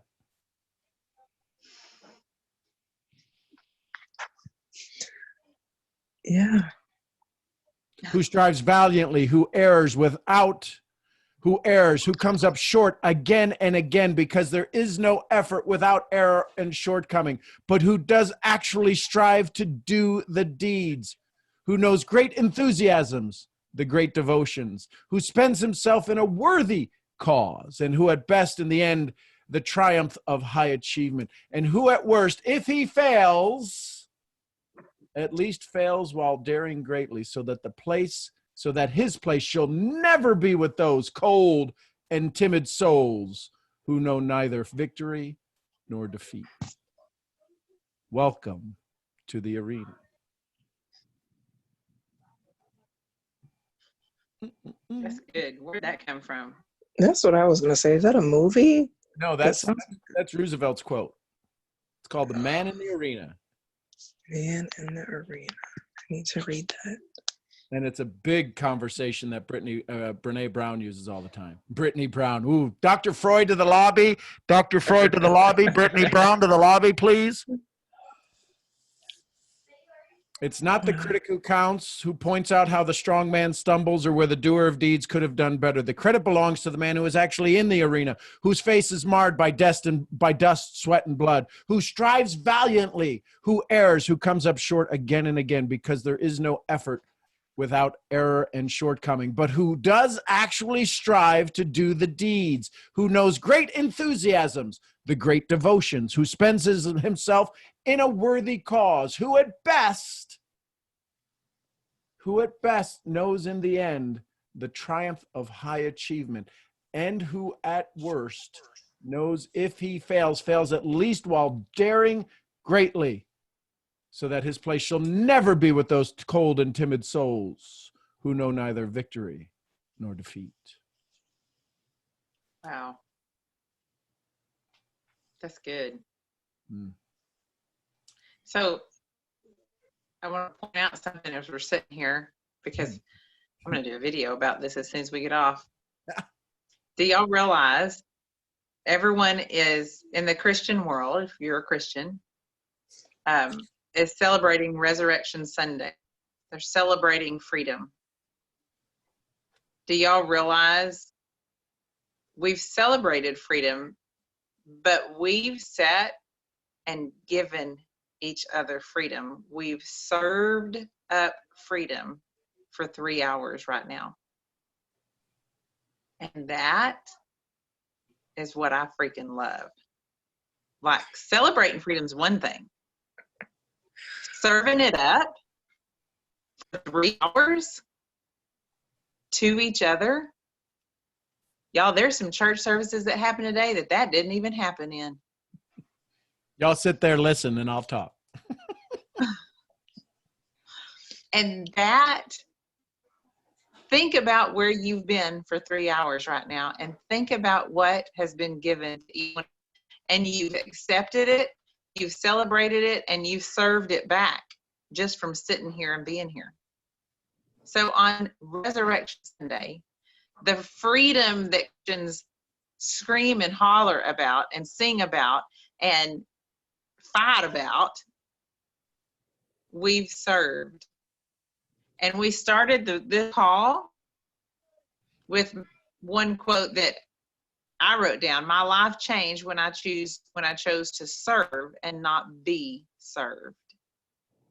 And for 3 hours, we have chosen to serve each other. You have successfully stepped into that. I've successfully stepped into that today. And that's a pivotal change in your trajectory. Think about that. That's pretty cool right there, y'all. It's going to be my daily video today. Gina, we're going to wrap this up on you, my love. Hi, everybody. Hi, everybody. Okay. So I kind of just had like a breakthrough moment on the call. And I'm like shaking and my heart is like racing right now, just thinking about it. But like I found myself, as everybody was speaking, like I was looking up at my wall. And my wall has like a picture of me when I was like, I think maybe in the 3rd or 4th grade. And in my mind, I'm just like thinking, like what happened that allowed me, what happened in my life that allowed, I can't even get it out. But like what happened in my life that allowed the joy to be stolen from that little girl that's on my wall? And I'm kind of having like a whole full circle moment. It's like I've allowed the opinions of others to steal my own joy. And just hearing like everybody speak and putting together like the call that we had yesterday, it's just like, I don't even know what to say. I wasn't gonna raise my hand. I wasn't gonna say anything, but I'm just like, I have to get this off of my chest. Like I have to. Yes. We love you. Yes. You're in a safe place of love, sister. Cry it out. Let it go. Scream it out. Shout it out. Whatever you got to do. Throw a pillow. I don't know. Something. Let it out.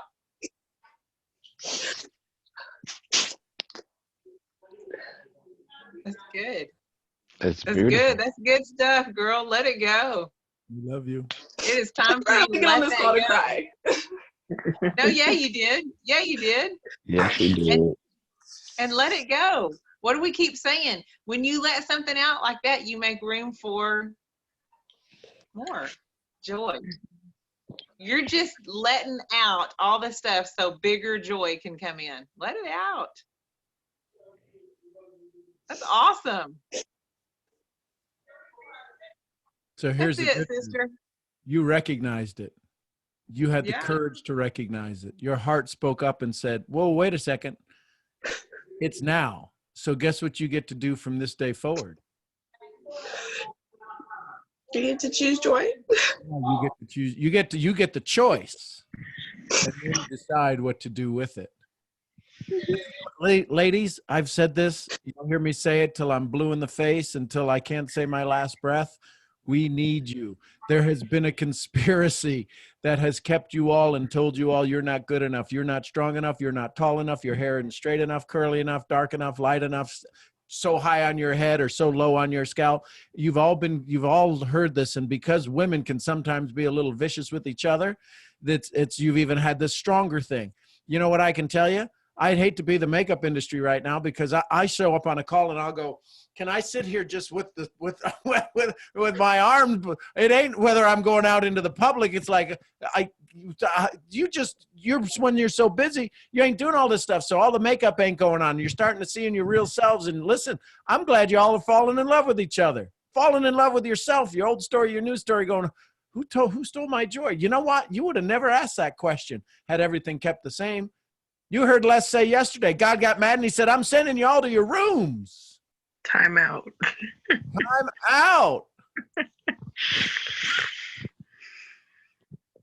Time out. Gina, you're amazing. I can promise you this, you just inspired all of us. But there's some women on here that just heard you say that, who stole my joy, who stole that little girl's joy. There's a lot of girls on here, a lot of women on here that just asked that same question, and you just taught us all. Thank you, Gina. Thank you, Gina. Thank you, Thank you for some Gina. more freedom. Thank you for serving us today. We need it. Thank you. Let those tears of joy out.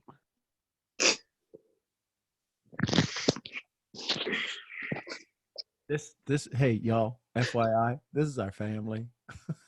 That's right. Y'all get that? Misfits. The misfit family. We some of the crazy ass cousins that nobody wants to talk about. We don't get invited to the other parties, but we all show up here. We have our own little get together every day. Y'all, hey, listen, I don't know you. You look like you part of the family, but let me see if I can get you an invite. We're all here.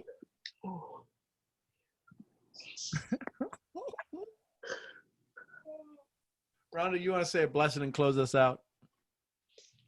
You know I do. Oh, man. All right. Let's pray. Heavenly Father, thank you for today. Thank you that you gave us a place that it doesn't look anything like a church. Thank you, God, for that. But thank you that it's a collection of your love and your freedom and your hearts and your beings right here, right now.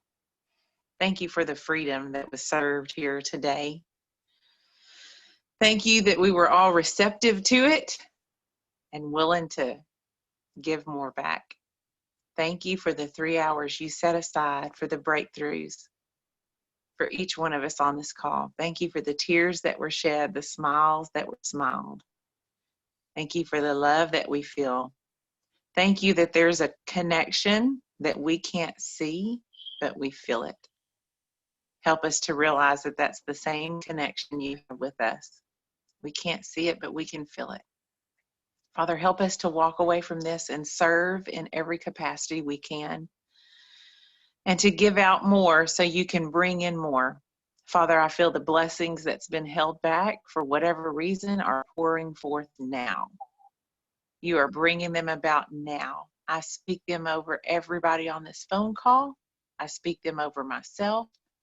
And I glorify and honor you for the blessings that have been held back, for us hanging on to the wrong story and to the anger and the bitterness.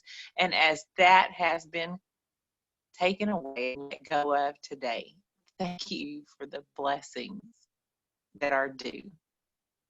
Thank you for this moment. Thank you for today. Thank you for each heart and each soul and each household. I pray a special prayer protection over each person. Protect our minds, protect our thoughts. Let us center on you more and more today, and let us remain in your joy. We choose life. We choose life. Thank you for the direction, and thank you for always graciously accepting that choice when we turn and look the other way and then look back at you. Father, I thank you for today. Let us remain in joy. The joy of the Lord is our strength. Let us remain in your joy. And I just thank you for each person. I thank you for breath in our lungs. I thank you for today. I give you all the glory and all the honor in the precious name of Jesus Christ. Amen. Amen. I love y'all. Amen. Love you too, RBP. Love you, my sweet Barry White friend. That was beautiful, Rhonda. Thank you so much for that prayer. Thank you to Yeah, all of you. love y'all. Have a super blessed day and always. Love you. Yes. Love y'all. I'm Have a Sean blessed day, Murphy. everybody. Love you all. See y'all tomorrow. Have an Love you, amazing bye. day of Love resurrection. you. y'all.